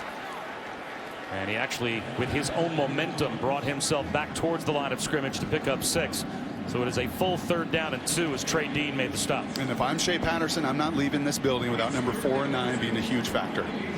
They made plays for you on out routes, on go routes, on fade stops, on touchdowns. Those 2 over the remaining 26 minutes of this game. I am not leaving this game where I'm trying to change the narrative playing top 10 teams without those 2 playing a major role. Under Jim Harbaugh, Michigan is 1-8 against the AP top 10. Florida coming after Patterson, and he's got the first down. O'Shawn Joseph made the stop, but Shea Patterson picked up 5. And those are the plays he has to make with his legs. Now 5 of 10 on 3rd downs, and the recipe's simple. If you're going to beat Florida in their 3 losses, the opponent's offense 62% in that down and distance. In their 9 wins, about 28%. That conversion and Shea's willingness to take that hit, exactly what you're going to have to do here.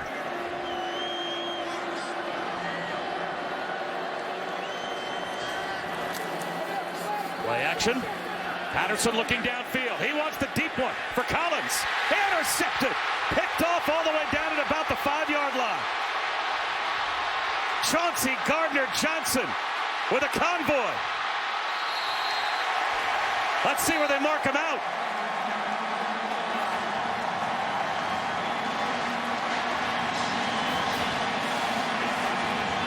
Well, the only Gator going pro after this game has made his presence known.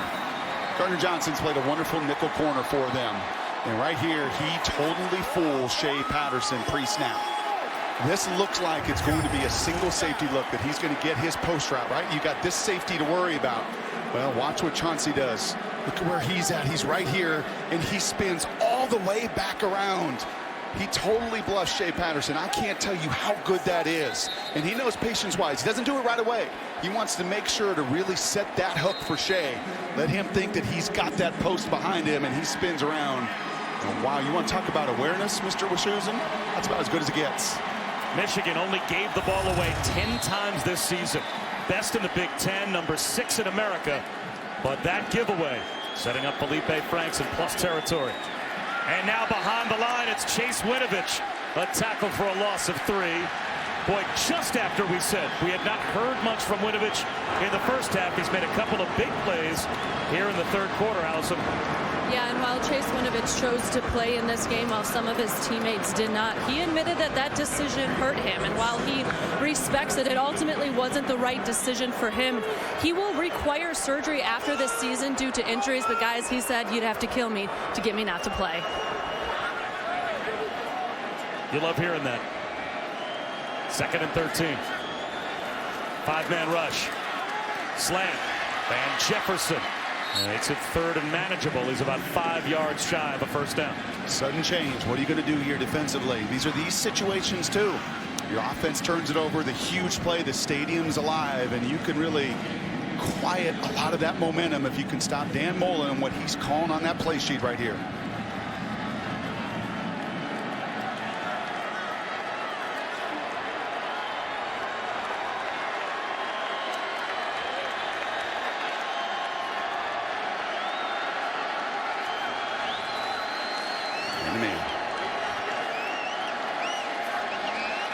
And a blitz. La'Mical Perine makes the catch, reaches the ball out. He's short. It's 4th down and 1 at the 35-yard line, and it looks like Florida will go for it. That's a really good trade-off. The two DBs there actually don't just stick to their man. They pass that route off, and more importantly, make the tackle to set up this critical 4th and 1.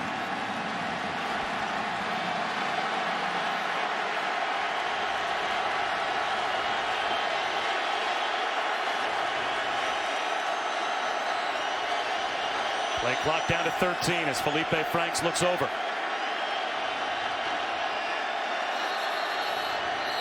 And now a timeout will be called.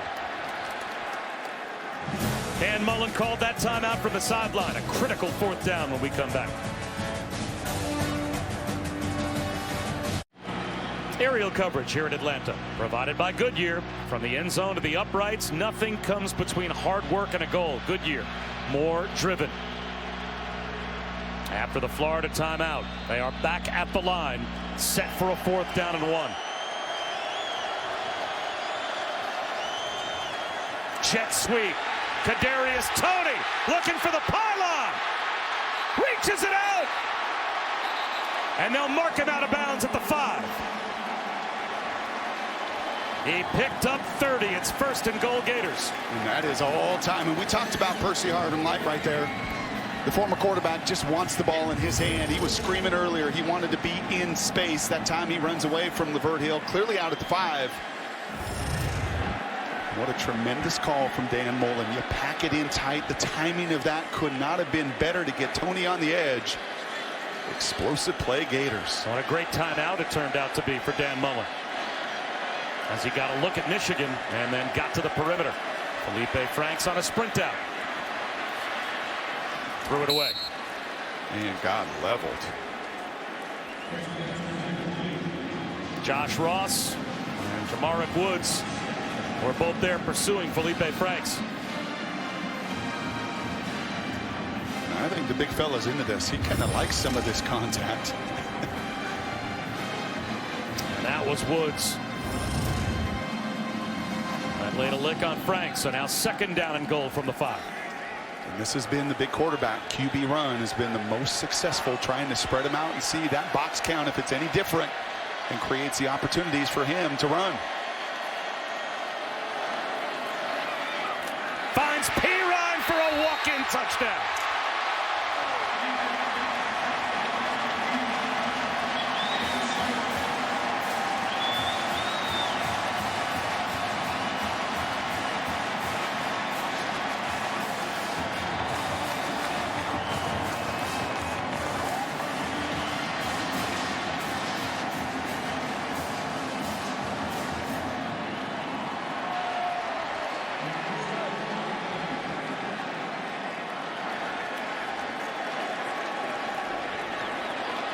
A 2-score lead for the Gators. 20-10. Florida on top of Michigan at the Chick-fil-A Peach Bowl.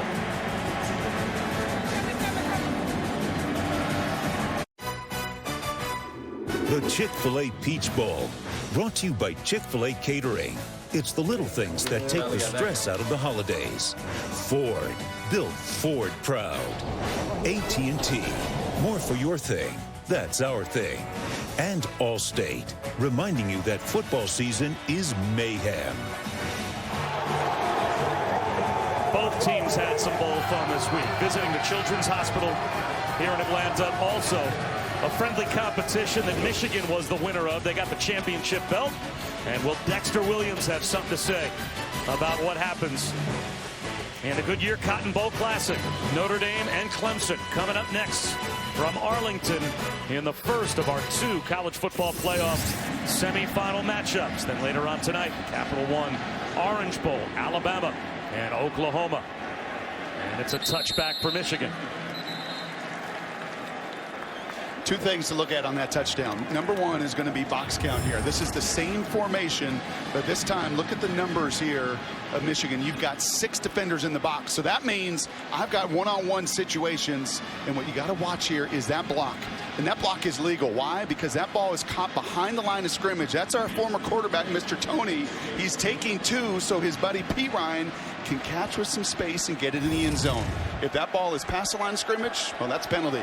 Thrown behind, and again in a game of just inches and execution done perfectly by the Gators. And it results in a touchdown that stretches this to a 2-possession lead for the Gators. Christian Turner on a cutback, and he fought his way forward for about a half yard.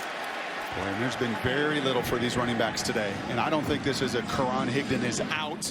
Oh my gosh, you're missing all of his explosiveness. This is much more about that Gator crew on early downs, really the penetration and resetting that line of scrimmage. Michigan has run for 160 yards or more 11 games in a row, and they have at least 1 rushing touchdown in every game this season.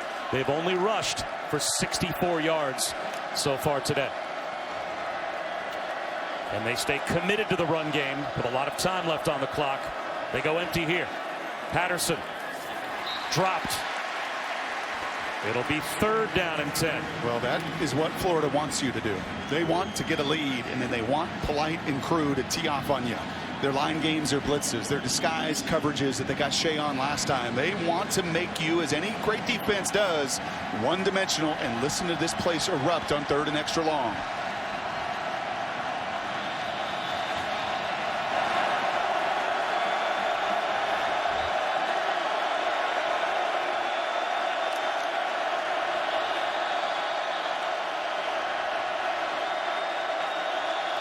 Gators bring a blitz. Patterson in trouble. Down he goes. The true freshman Amari Burney gets the sack as Florida wins the numbers game.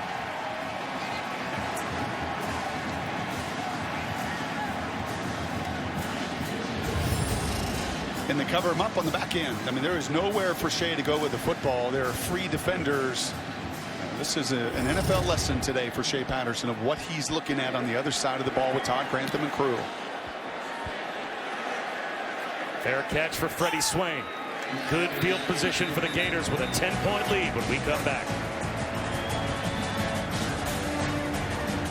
1 rewarding performance, and that takes us to the Heisman Trophy presentation. Kyler Murray making history.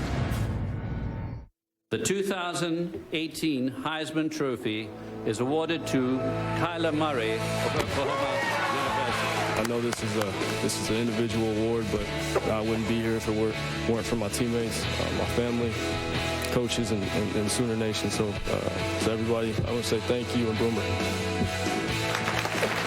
can Kyler Murray live up to every bit that he'll have to live up to win that trophy? To score enough points to keep his team in it and have a chance to steal one from Alabama. I think he'll score. Will he be able to score enough, I think, is the question. Screen to Trayvon Grimes, and that is bottled up by Michigan. He's got the best O-line in college football. I think Alabama's second right there, and because of it, you can see just the heavy artillery. All those guys benefit from the big boys up front. I would love to draw all 10 offensive linemen. A bunch of them going to be playing in the NFL for a long time. That set the table for those guys to do their damage. And now who sets the table for Michigan, missing some of their strongest voices on their team, not playing in this Chick-fil-A Peach Bowl, and now down by 10.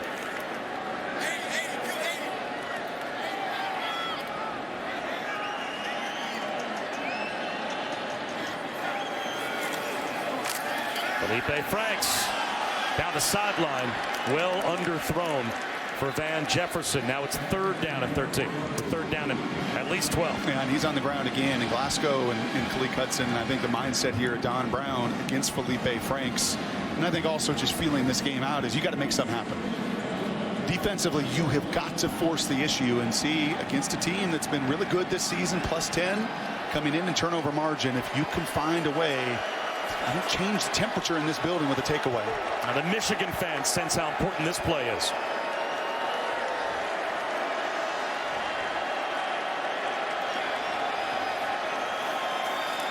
Five-man rush.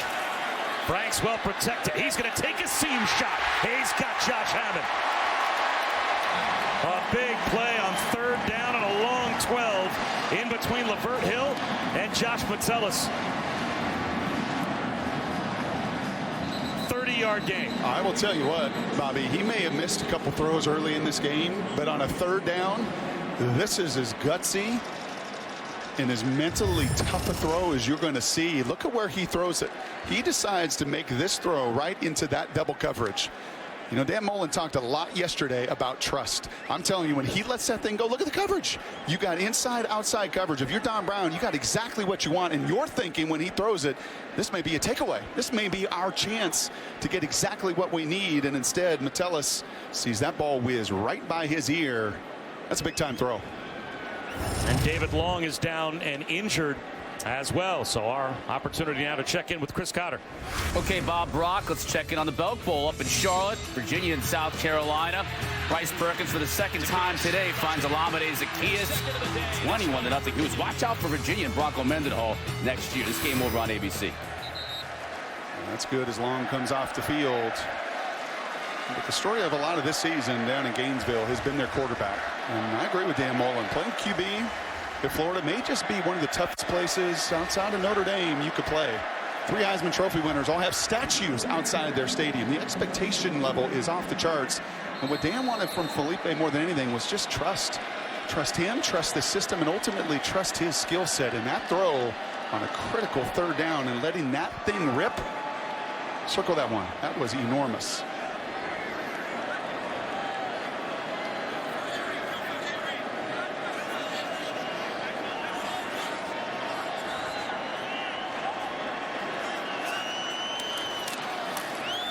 Scarlett for a couple of yards.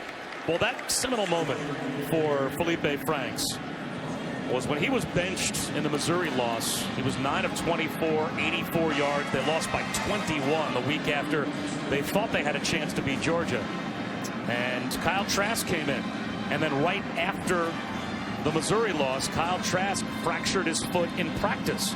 So without a doubt, the game and the job went back to Feleipe Franks. And over the last 3 games of the season, 7 touchdowns, no interceptions, 3 straight wins, 500 yards of offense in every game. Here's Jordan Scarlett down to the 10. And he's inside the 5, knocked down at about the 2.5-yard line. Helps when you have a run game, too. No question. Elevating everybody around you, setting the table and trusting those, trusting the calls, trusting your run game. And when your quarterback gets it going in Dan Mullen's system, you watch everybody else flourish.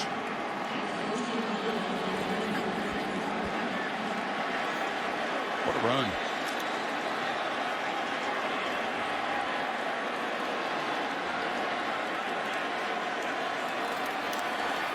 Scarlett inside the 2, close to the 1-yard line. It'll be 2nd down and goal. And I'll tell you this, who's going to be the Devin Bush right now? Who's going to be the Rashawn Gary? Who's going to be the voice on this side of the ball right now that says not 1 more inch? Because they put 7 on the board here, and you become one-dimensional offensively. It is going to be a real challenge in this building. Who is going to be that guy that has been your 2-time captain and voice in the middle to stand up and rise to the occasion right now?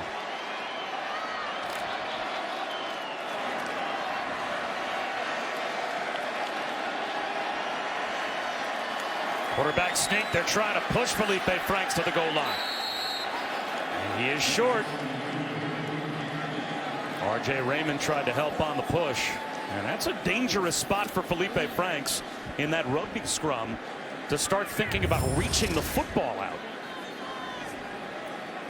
Yeah, that would be a no-go if that's my quarterback. Yikes. Start exposing the ball That's exactly like that. right. That is dangerous. He may have lost it for a moment. 3rd down and goal from the 1-foot line.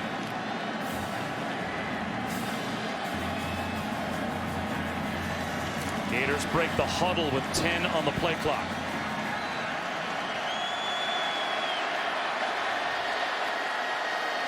A pitch to Jordan Scarlett and a walk-in touchdown.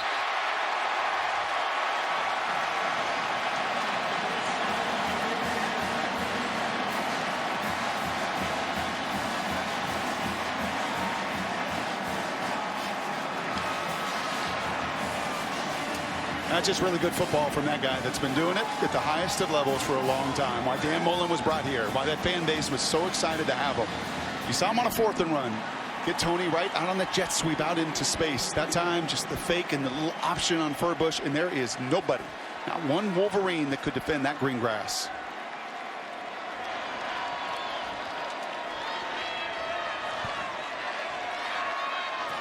It's a 3-score lead now for Florida over Michigan in the Chick-fil-A Peach Bowl.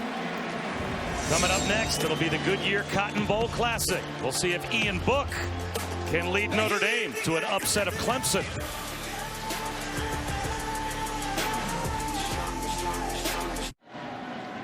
The New Year's Six continues on New Year's Day on ESPN at 1 Eastern. Everyone wants to see if UCF can do it again as they'll take on LSU in the PlayStation Fiesta Bowl. Then the granddaddy of them all, number 9 Washington, number 6 Ohio State in the Rose Bowl game, presented by Northwestern Mutual. And we wrap it with Texas, Georgia in the All-State Sugar Bowl. All 3 games on New Year's Day. Available on the ESPN app so you can watch anywhere. Bob Wischusen, Brock Ewert, Allison Williams. We are back here at Mercedes-Benz Stadium in Atlanta. The Chick-fil-A Peach Bowl. Just the start of the New Year's Six and the start of the best day of the year in college football. The college football playoff semifinals still to come. Florida now with a 17-point lead on Michigan. Bob, Brock was mentioning about where the voice is going to come from defensively for Michigan. On offense, it's Shea Patterson. Look, he's not the most vocal guy. He's not a big fire him up type of guy. But as Michigan has struggled and now down 17, he's become more vocal. Spent a lot of time talking to his receivers one-on-one, going over what they're seeing out there, what the coverages are that Florida's presenting. And then he went up and down the offense and he just told his guys, look, we're good. Keep your heads up. We got a lot of time left. It goes back to what Harbaugh said he looks for in a quarterback, a guy that instills confidence in his teammates. Well, this may be the possession of the game for Michigan.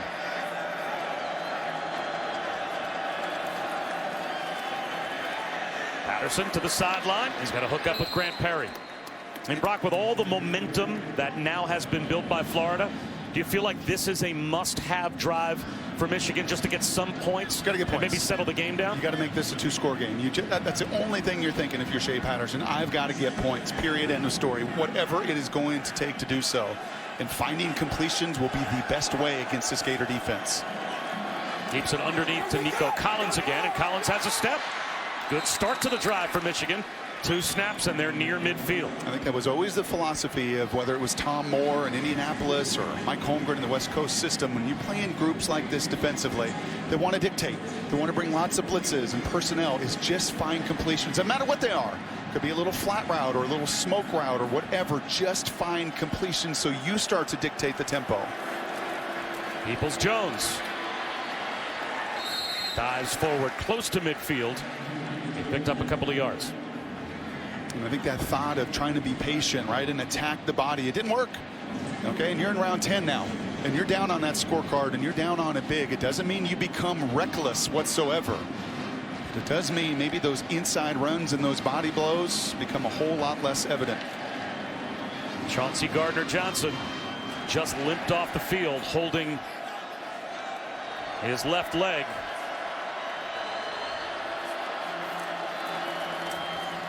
Handoff here to True Wilson. Across midfield, it'll be 3rd down and 5. Well, and there's your between the tackles run, and that's what it's looked like. You know, your running backs today about 45 yards. That's it. That is it. You have not been able to hit a crease. You've not been able to change the line of scrimmage. And now you put yourself in an awfully big 3rd and 5.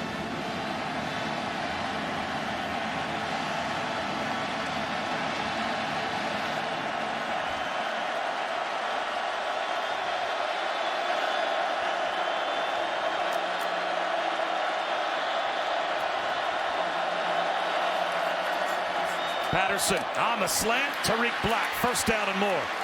A big 3rd down conversion for Michigan. Boy, that was sure thrown with some authority, and that was a good little rub route right there. A nice job by Michigan's receivers in that 3-by-1 set. The inside slot receiver does just enough to get in the way of that defender, and there was no hesitancy whatsoever with Shea Patterson. That was the fastball that Harbaugh was looking for. It must have been a cramp for Chauncey Gardner-Johnson for Florida, because he was trying to get back on the field. This might be the final play of the 3rd quarter. Down to 10 seconds to go in the quarter.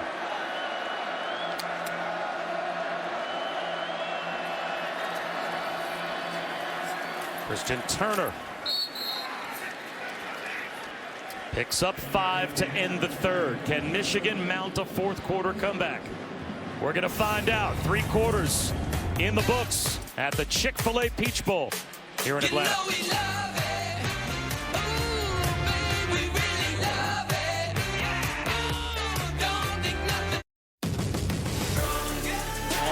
to the end zone. Touchdown. Welcome to the big time. And they will not touch him. The college football playoff tonight on ESPN. Welcome back to the Chick-fil-A Peach Bowl.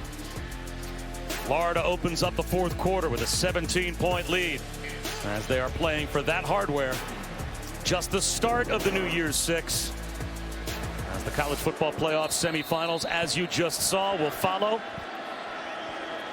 And can Michigan score points to start off the 4th quarter and get back in the game? Shea Patterson flips one wide open in the flat. Zach Gentry, and the tight end, is able to pull his way down to about the 21-yard line. Brad Stewart stood him up. That's a Michigan 1st down. And that is why you are still a little bit committed to that inside run. You've done it a couple times, right? And you do that to set that kind of play action pass up. And watch the safeties for Florida. They're going to tell you an awful lot here in the final 15 minutes of how they're going to navigate. Todd Grantham, the D coordinator, of just how aggressive he is going to be. And you see that 2 safety look back there. Watch the movement of those guys. They are the biggest tell when it comes to how conservative or how much pressure they're going to bring.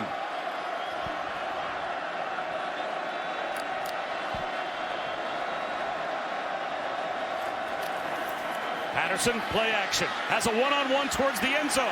Looking for Collins, incomplete, flag out. The true freshman Trey Dean.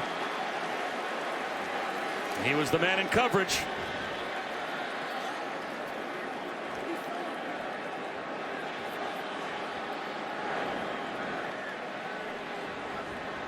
Pass interference. Defense number 21. 15-yard penalty, automatic, 1st down. You know, we had a look earlier, Brandon Watson on the Michigan side that found the football. Yeah, there was some contact, but he got his head around and he didn't impede. And I think what you're calling here is just that arm that is just pushing that receiver, totally impeding them, and it having no awareness or impact on the ball. It is that arm. That's what those back judges are looking for, riding the receiver out of bounds. That's what drew the penalty.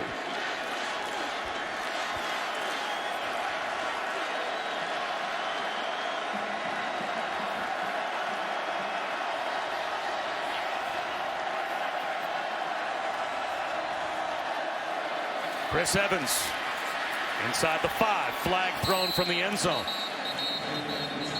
Another tackle for Brad Stewart.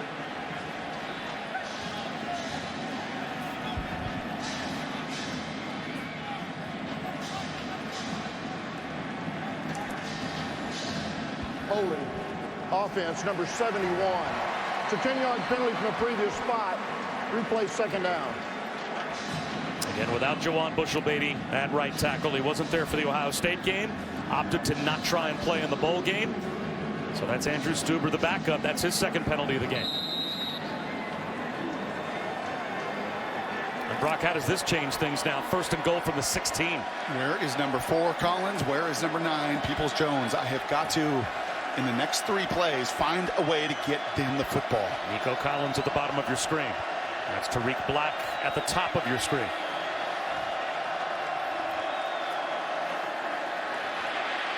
Shea Patterson out of the pocket. Runs out of bounds. He picked up a couple of yards. It was Ja'Kai Polite. That forced him out. 2nd and goal now from the 14. Well, I'll tell you this. Todd Grantham knows, right? Look at this combo coverage down here. You can beat me a couple times, but I'm going to commit to taking that away. And then if you're Shea Patterson, after that interception, you're a little bit nervous. I'm not going to lie, because that was such a tremendous play that turned this game from Gardner-Johnson. You may not just be as quick to pull the trigger the way that these Florida Gators on the back end are reading your eyes and coming off the routes.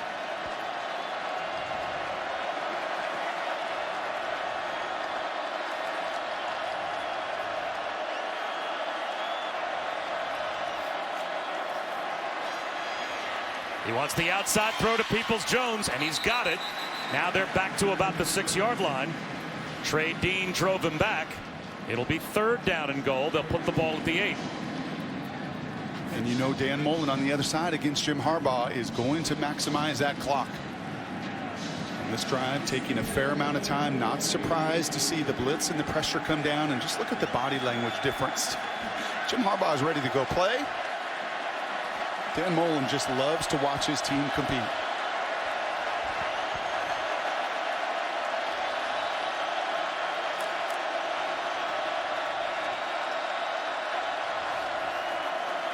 Fade to Tariq Black. He's got it. That is a Michigan touchdown. Right over the top of C.J. Henderson. Well, Allison reported it. It was Shea down on that sideline. You remind us some of your voices, some of your captains and leaders, and it was Shea that was in the ear of everybody. And he backed it up. He backed that talk up with some dimes right there because he possessed the ball. Ooh. I think Tariq pins that ball early to his helmet. You're going to take another look or 2 or 3 at this because I think that comes out upon contact. Under further review. And look at Tariq Black's body language right there. He knows it. He does. He knows when he hit the ground, the ball came loose, and that he didn't hold on all the way through. And give C.J. Henderson some credit for competing all the way to the deck and knocking that ball free. This is going to create a very interesting question for Michigan. Would you think about going for it on 4th and goal from the 8, or you have to make sure you get a field goal here to make this a 2-possession game? I think you got to with 12:20 on the clock. I think you got to make it a 2-possession game. I agree. I would kick it. As many as your defenders that you have out on that side as well. And you can hear the Florida faithful that are watching on the jumbo screens here.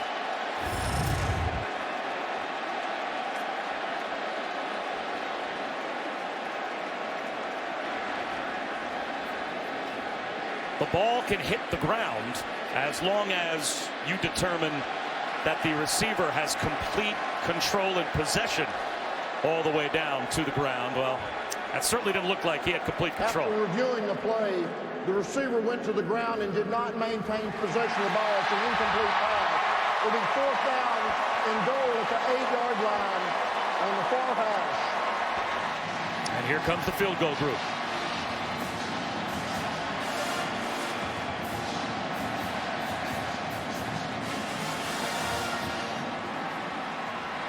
Keep your head up, Tariq. A lot of football left to play here. Your team came back from 17 down in Northwestern. I love Shea right there. Not a time to mope. You did the best you could. Unfortunately, you just could not survive that contact with the ground.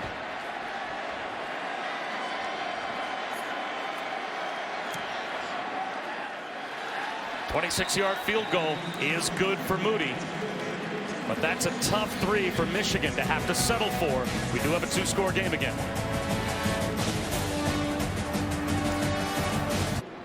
Brian Kelly did a great job getting his Irish into the playoff. And as a result, he is the Bobby Dodd Coach of the Year award winner. I accept this award on behalf of our university, team, staff, and our fans. Coach Dodge is a legend.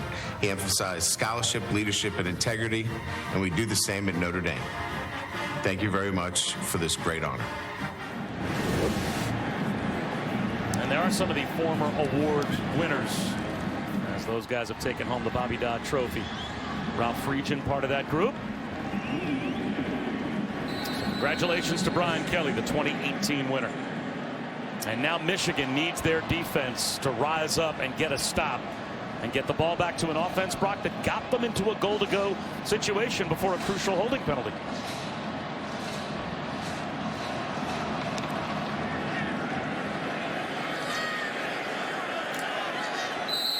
And Kadarius Toney made the fair catch call at about the 1-yard line.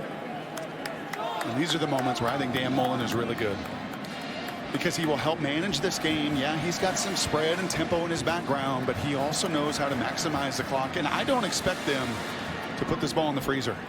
I expect Dan to continue to work that sheet right there to find ways to get Toney into space, Franks into space, continue to use the box count advantages. Dan Mullen is not one to just shut it down with a 2-touchdown lead.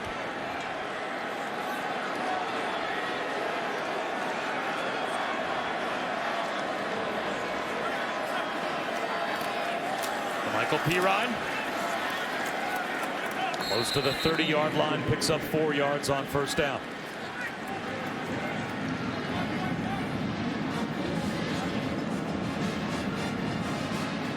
There's Dwumfor limping off the field once again. A group that's down Rashawn Gary, that's down Kwity Paye, that's down Devin Bush, that's down Aubrey Solomon, who transferred out of school, that is down so much personnel that has got to find a way in the last 11 minutes. You see the true freshman there, 97, Hutchinson, to dig deep.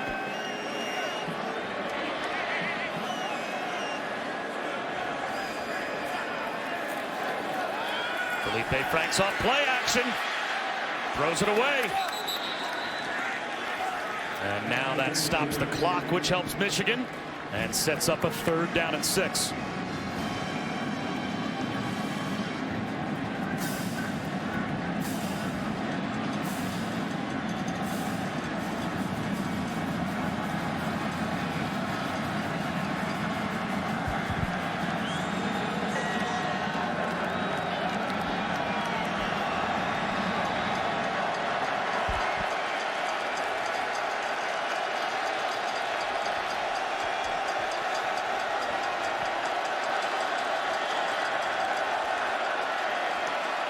Play clock down to 3. Michigan rushes 5. Wide open down the sideline, making a leaping catch is the tight end Keontae Lewis. That's a Michigan blown coverage at the worst possible time. And what did Dan Mullen say to us yesterday? He's going to stack his receivers. He's going to try to make it hard on these defenders. They love to play man-to-man, and they try to pass this off, and that is a miss. Those two are trying to communicate, and when 2 are on 1, that is a simple pitch and catch, and a little bit more of a catch than a better pitch right there, and a tremendous effort.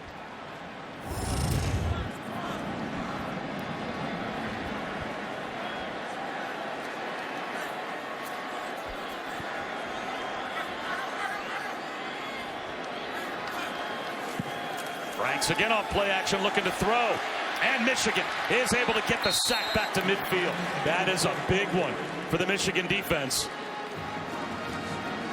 And it looks like that's Chase Winovich at the bottom of the pile that got around the ankles of Franks first.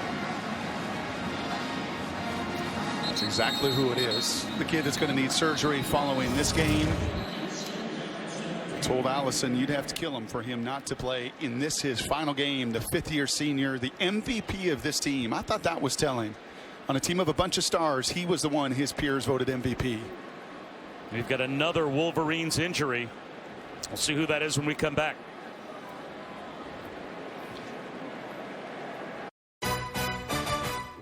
The Chick-fil-A Peach Bowl, brought to you by Chick-fil-A Catering.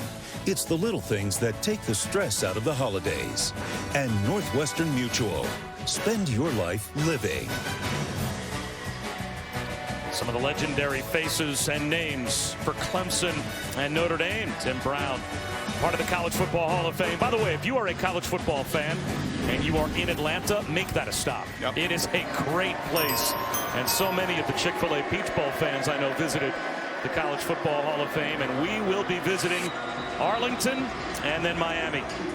The Goodyear Cotton Bowl Classic, Notre Dame Clemson, and then the Capital One Orange Bowl, Alabama, Oklahoma. That doubleheader to follow. The CFP semifinals and what gives in the Cotton Bowl. Yep. I think Ian Book going to be a big factor, much like Feleipe Franks has faced the #1 defense yardage-wise in America today. And it's been extending plays, it's been his legs, and some of his creativity that's been the difference. And Notre Dame block up that monster front. Here's a trick play, backwards pass. Van Jefferson goes right back across the field to Franks. And Michigan not fooled. So Florida gets a little cute at midfield after the injury timeout. 5 minutes gone by in the fourth. Malik Hudson and Jordan Glasgow stayed home and brought down Franks. Yeah, and this was going to be pretty good if this throw could get there a little bit faster. Look at this wall that is set up, but unfortunately, well, you don't have a quarterback throwing that, and then you've got Malik Hudson that is just playing his tail off. When I asked earlier, who's it going to be? Who is going to step up and rise to the occasion here with some big voids on this defense? And Mr. Winovich and Mr. Hudson are playing as hard as you can play. Down by 2 touchdowns. 9.5 minutes to go. A must stop for the Michigan defense. 3rd down and long. And Perine gets into the secondary on 3rd and 20 and gets into the end zone.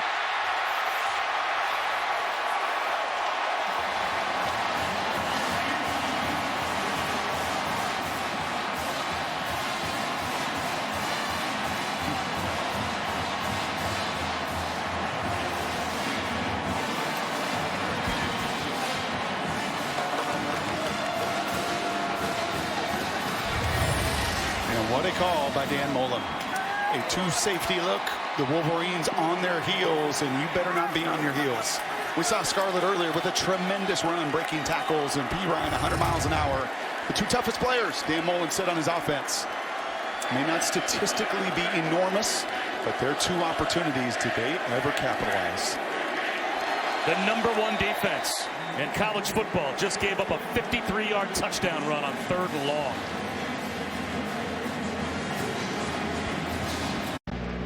Aerial coverage provided by Goodyear. From the end zone to the uprights, nothing comes between hard work and a goal. Goodyear, more driven. As we welcome you back to the Chick-fil-A Peach Bowl, where just a moment ago, Michigan had forced 3rd down and 20. Florida at their own 47-yard line, and then right up the middle, La'Mical Perine split the Michigan safeties for a 53-yard touchdown run.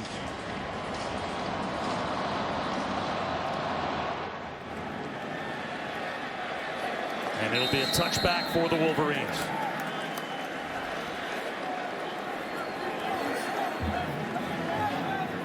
One at 22. 1 for 22. Why I have that note on my board, I have no idea. Maybe because I had a month to get ready for this game, Bobby. But on 3rd and 11 plus this year, Florida was 1 for 22. And they run the ball against Jim Harbaugh. Really, I think to protect the field position, didn't want to sack, not any negative play. And a conservative call turned into their 2nd conversion in that down and distance plus all season long. So now it's all 4-down territory, you'd think, with no margin for error for Michigan. As the Gators are late running Luke Ankrum out on the field. Christian Turner. And Michigan has to go hurry up. Yep. Down by 3 touchdowns with 9:12 to go. They can't afford to allow any unnecessary time to come off the clock.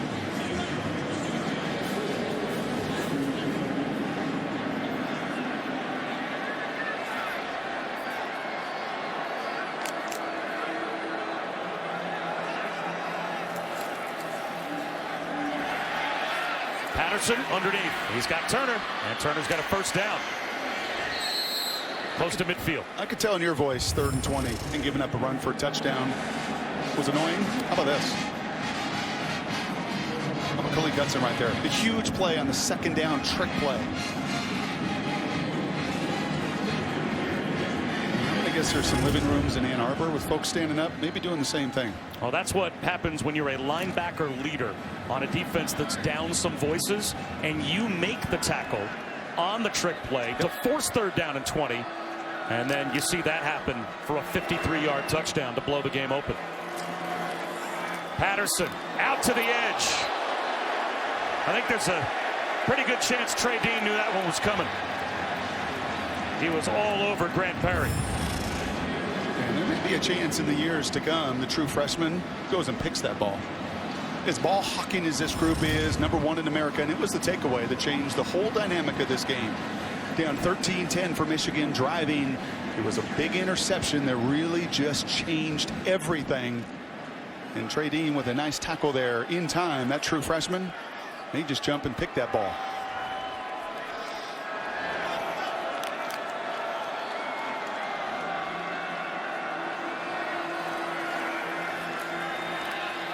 Patterson steps up in the pocket and ends up going down. Adam Schuler, his first full sack of the season. And there's just nowhere to go. I mean, they are mixing and matching on the back end of this defense, and you can see it in Shea's eyes. He is looking for green grass.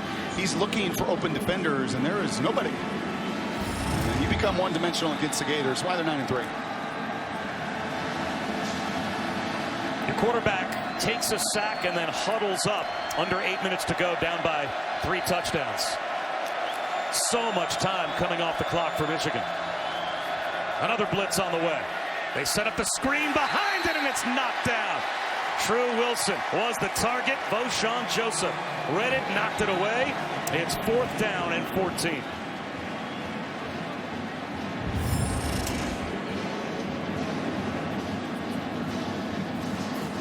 Gators just better in the second half, and there's just no question about it. I mean, their group is playing downhill. They're the group that had everybody playing. In fact, they're the group that Martez Ivey, the offensive tackle, said, I'm just bummed I don't get to come back for another year in Dan Mullen's program. And they're playing like it in these final 30 minutes. I know 4th and 14 is a very low percentage play, but this kind of feels like surrender from Michigan, punting down 34-13 with 7.5 minutes on the clock. Freddie Swain brought down just shy of the 15-yard line. Clemson coming up next against Notre Dame. We'll see what the freshman Trevor Lawrence can do in the playoff.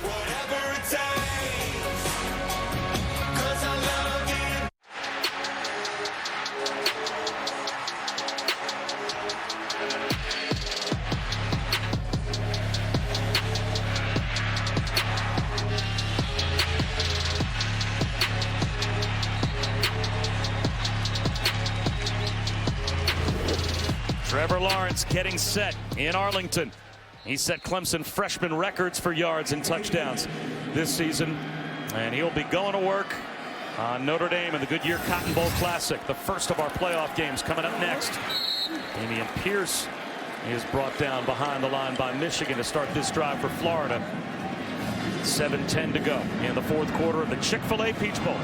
Bob, it's been a special season for freshman Trevor Lawrence of Clemson, and that's something he shares with one of his idols, Peyton Manning. Holly Rose covering that game, and she told me that Lawrence wears number 16 because of Manning, and they actually spoke a few weeks ago on the phone, and Lawrence said that Manning told him just some of the stuff he did to get better each offseason, how he prepared before the games, how he watched film, something that Lawrence really appreciated, and it's remarkable. You look at their numbers from their freshman season, Manning 8-1, Lawrence 9-0, and both completing about 62% of their passes. And I would say Peyton Manning probably attributes most of his success to the couple of years that he had Brock Ewert alongside him in the quarterback room in Indianapolis.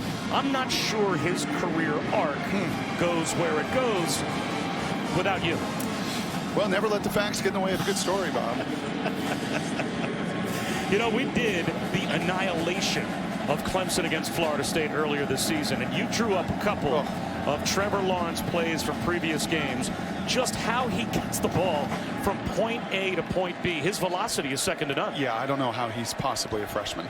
I mean, his skill set, he is so unique. Florida working on the clock, taking the play clock all the way down inside of 5 before a 3rd down run by Feleipe Franks. And he is brought down shy of the first down. Forward progress stopped in the field of play, which is good news for the Gators because that keeps the clock rolling. And they'll be able to take this down. Close to 5 minutes to go in the game before they kick it away. And look at that T-shirt. It is ripped. It is torn. This is exactly the kind of game that you just anticipated coming in. You're playing the #1 statistical defense in college football, and you put up over 400 yards. Right, this is a guy that has had to deal with a lot of noise and a lot of expectation. And I love the game he's played today. Perfect, but no stretch. Is there still a ton of room for him to grow as a player? Absolutely. But does Dan Mullen love what he's got moving forward?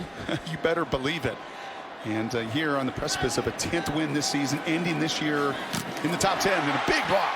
Michigan blocks the punt. And it goes through the back of the end zone for a safety. And that's block number 2 for these Wolverines. And guess who? It's the leader, Khalik Hudson, making a play on special teams. The second time they have blocked a kick, so that cuts the lead to 34-15.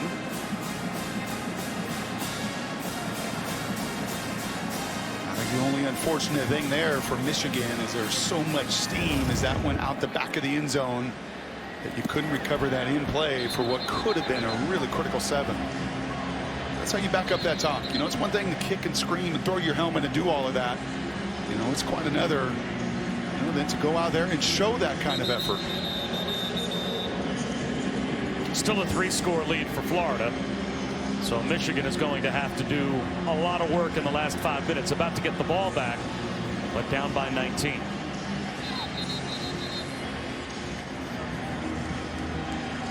Let's take a look at our PlayStation Player Index. And Feleipe Franks, 74 rushing yards and a touchdown as well. And you said, Brock, at the start of today's game that you thought quarterback run could very well tell the story. There would just be that opportunity against this scheme. The way they play their numbers as much man-to-man, counting for you, the quarterback. And you take away the sack numbers, he's near 100 yards rushing today. Well over 200 for the Gators, and a Dan Mullen that at the very essence of who he is he wants to run the football, and they've done so today. Ronnie Bell from the 10. To the 30-yard line before he's brought down. How about another Brock breakdown? Let's take a look at the Goodyear Cotton Bowl Classic between Notre Dame and Clemson, and the keys for both teams. Notre Dame will play with tempo. There's just simply no question. You have to against a defense like them. And Ian Book has got to be Tony Dungy. It's going to be Eric Dungy. He has got to create. He's got to make things happen. And then when you get your one-on-one chances, you know, you have got to, if you're Clemson, win those one-on-one perimeter opportunities. For Notre Dame, defensively, explosive plays. Ian and crew have got to find explosive plays, and then you better tackle those Tigers in space. We saw them. Much like you saw a 3rd and 20, much like you saw earlier with Scarlett's run, if you do not tackle Clemson in space, you will have no chance to beat them this afternoon.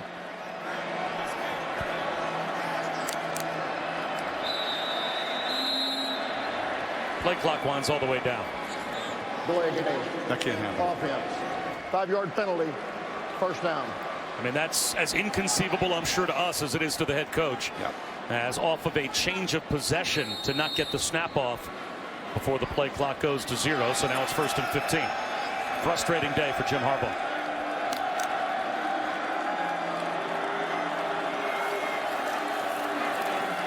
Shea Patterson, tipped ball at the line, and it's intercepted. Gardner-Johnson to the house.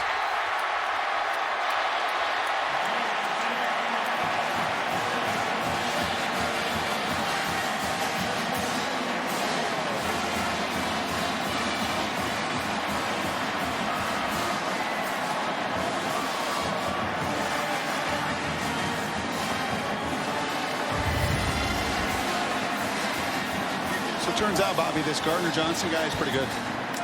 Had the play of the game, in my opinion. His interception earlier, 13-10, a 1-score game. And I think he just secured himself with his second, the MVP of this baby. Got some help from Kyrie Campbell, the big 304-pound sophomore nose tackle. Got the right arm up, got the deflection at the line, and set up the Chauncey Gardner-Johnson pick 6. 30-yard return. You know, that might be the type of thing that Notre Dame is going to need to beat a Clemson. And you're going to have to get some game-changing plays by your defense. And Brian Kelly, like, he's an offensive coach. Certainly he knows Dabo Swinney has an unbelievably talented and deep offense as well. But is there any way Notre Dame can win the Goodyear Cotton Bowl Classic without winning the takeaway? No, and I think of all of the groups that we're going to see here later this afternoon on the greatest day there is in college football, because you get two of them. I know there's a title game coming, but this one you get 2 bites at the apple. Notre Dame's defense doesn't get enough talk. We showed some of the stats of Ian Book, and we look at Oklahoma offense, struggles with their defense. Alabama's balanced on both sides. But Notre Dame defensively this year, just ask Syracuse, who won 10 games. And they knocked Eric Dungy out of that game, and that just was not even a contest whatsoever. Yeah, Notre Dame defensively, can you steal a possession? Can you make Trevor Lawrence, who's never been on that stage, just doubt a little bit? And ultimately do what Gardner-Johnson has done, make game-changing, stadium-inducing, this emotional plays, and go out and get it done.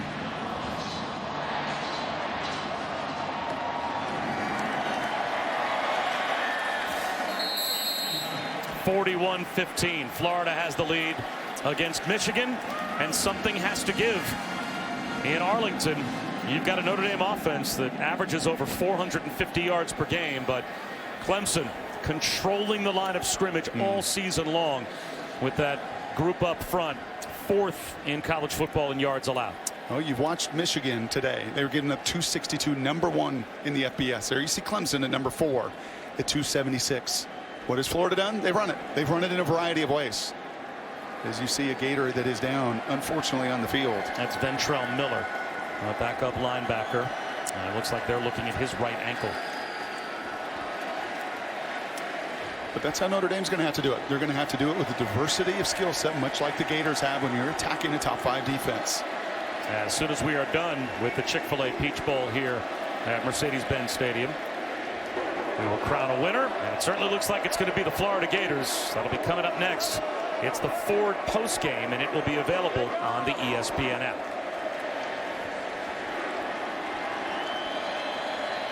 We sat down as we did with Michigan yesterday, and Jim Harbaugh, Donnie Brown, they can point to those plays against Ohio State. That score looked horrific at the end of it. If all you looked at was the score, but if you watch the tape in that game, about mid-third quarter, about the same time as today, just totally flipped. And a play here and a play there, and then it just was overwhelming. And I think in much the same vein, up 13-10, and not to put this all on Shea, it was much more about Gardner-Johnson's incredible defensive effort as he baited him into that pick. And really after that, yeah, it was all Gators and all SEC as we're going to begin those fun debates here in the bowl season. Patterson up the sideline. That's a nice catch by Donovan Peoples-Jones. He's got a hook up out to the 43. Having some fun on that Gator sideline. Well, you should put in perspective what this season now has become for Florida in Dan Mullen's first year. No one thought that this group was going to put together this kind of a season. You know, sometimes we're talking about, and certainly for Michigan losing the way they did to Ohio State, some disappointment being in this game. There's no disappointment for Florida in their program being in the Chick-fil-A Peach Bowl. They were striving to get up the CFP standings and end up in a New Year's Six game, as Grant Perry is close to a first down. This really is the crowning achievement of their year. Yeah, and I think you'd be hard-pressed to find any analysts, right, that sit in this seat or in the studio and say, hey, tell me about the job Dan Mullen and his staff do. Where do they rank? Todd Grantham defensively, what he does. I mean, you just put the tape on and you just watch it and you look at this team that has bought in, and look at that. Just look at that togetherness of offense, defense. They bought in, but you've got 2 incredible teachers, I think, on both sides of the ball.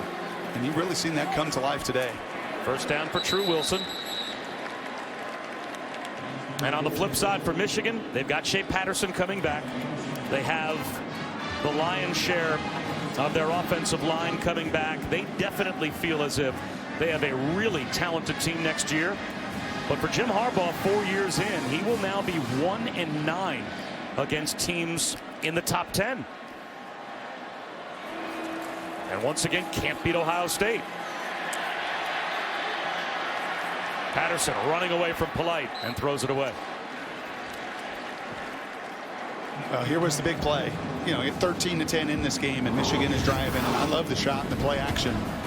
And I know where Shea gets fooled here. He thinks he's got that post route behind, but look at the savvy junior Gardner-Johnson. He just baits him, and not only then baits him, I can tell you how good a play that is. To turn your back like an outfielder, right? That's got to run down in the alley and flip around and turn his back on the ball and then go find it and high point it. And that just really changed things as Florida went down, it scores, and pounds the ball, and it's 20-10. And you just really felt the momentum fall on the side of the Gators. Tariq Black, the intended receiver. And that ball's incomplete. Well, SportsCenter tonight after the Orange Bowl with SVP. He'll have all the post-game reactions and analysis from Miami. His take on the national championship game. Obviously, the semifinals will be a big topic on SportsCenter. How about the Warriors, though? Looking to end their losing streak on the road in Portland. SportsCenter with SVP after Oklahoma, Alabama on ESPN and the ESPN app later tonight.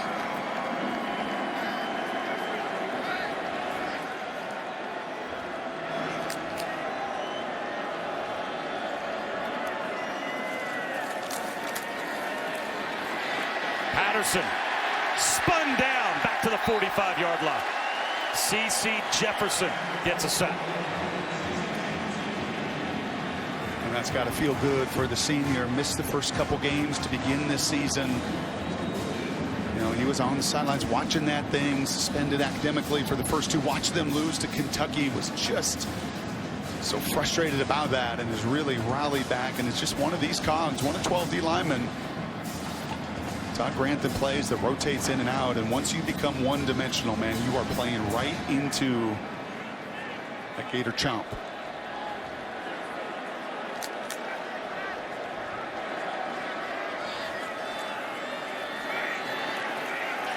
On fourth down, Patterson throws it over the head of Peoples-Jones, and at midfield with 2:18 to go, the Gators can just about take a knee and celebrate a 41-15 win over Michigan in the Chick-fil-A Peach Bowl.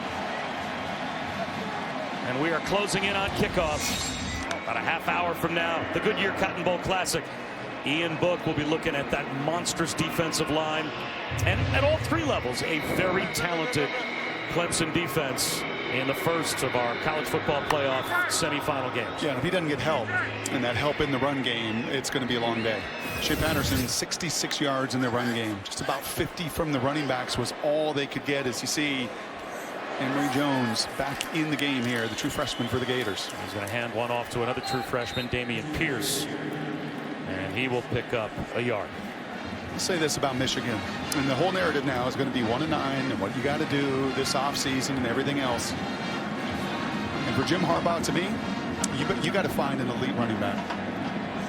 You know, A.J. Dillon was originally committed, a kid out of Boston College that is an absolute monster. And he was originally committed to Ann Arbor, changed that commitment, ended up at BC, has been just a stud for Steve Adazio. That is the guy that you need.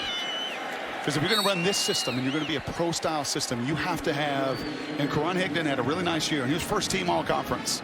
But I'm talking game changer. The ball goes in his hands, and the breath in the stadium goes every time they touch it, and that is not, well, he just not had that here in his tenure yet at Michigan. His two big receivers, pretty nice. Four of the starters back on the O-line. I think Shea Patterson's got a ton of skill set. Yeah, you still have a difference maker at quarterback. Yes, you do. And he's got a big-time recruiting class. You know, he just got done signing a somewhere between the top 5 and 10 class. But if you're going to run this style and you're going to play this system, you've got to have one unique back. Damian Pierce brought down from behind by Khalid Hudson. That'll take us inside of a minute to go. And he's a little different. He wants everybody, man. All hands on deck, just like it was in Gainesville when he won a couple titles calling plays. Give me 10 or 15 different pieces to put all over the place. And that's got to feel pretty good, new Jordans and all. Those two good ones. Grantham and Mullen. Look out, Georgia. Look out, Tennessee. Look out, SEC East. Look out for them in the top 10 next year. No question about it leading into the season.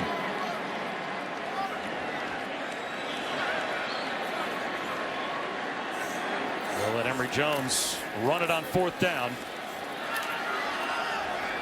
And he's about a yard shy of a first down. So with 13 seconds to go. And partner, it's been a great year for you, for me, for Allison Williams. and the family that has become our crew, as we really can't tell our group how much we appreciate all the work they have done to make us look good this year, because that's no easy task. And there's still 13 seconds to go. They have to clear the field. Some Gators are out there celebrating. They thought the clock was going to wind down, but that was a change of possession play. So Michigan will get to run at least one more snap. Yeah, that's the hardest part about this game, is you see Feleipe Franks, and I think that is the emotion of this season, of all of the ups and the downs. I love that spot earlier as he's hugging an injured teammate. He's an emotional guy. And if he keeps growing his game and keep trusting himself and the people around him, there is so much to build on in this his redshirt sophomore year. To your point earlier, you're right. It's folks in the truck that make this thing go. We get the fun of just kind of executing. They do all the work behind the scenes. Donovan Peoples-Jones with a catch from Joe Milton, who gets a chance to play a couple of snaps in place of Shea Patterson, out of bounds with 6 seconds to go. There's a flag down.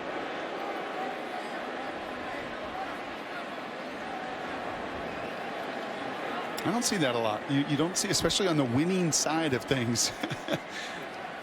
I kind of dig that with Feleipe. No foul in the play. First down. And they've decided just to pick that flag up. And what ought to be the final play of the game.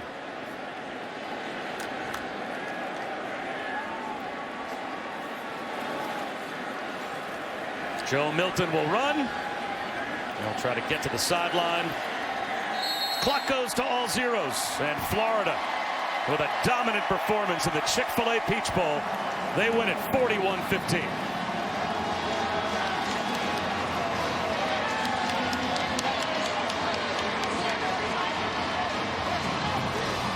For Allison Williams and Brock Ewart, I'm Bob Wischusen. Congratulations to Dan Mullen's Gators and Feleipe Franks. They are the Chick-fil-A Peach Bowl champions.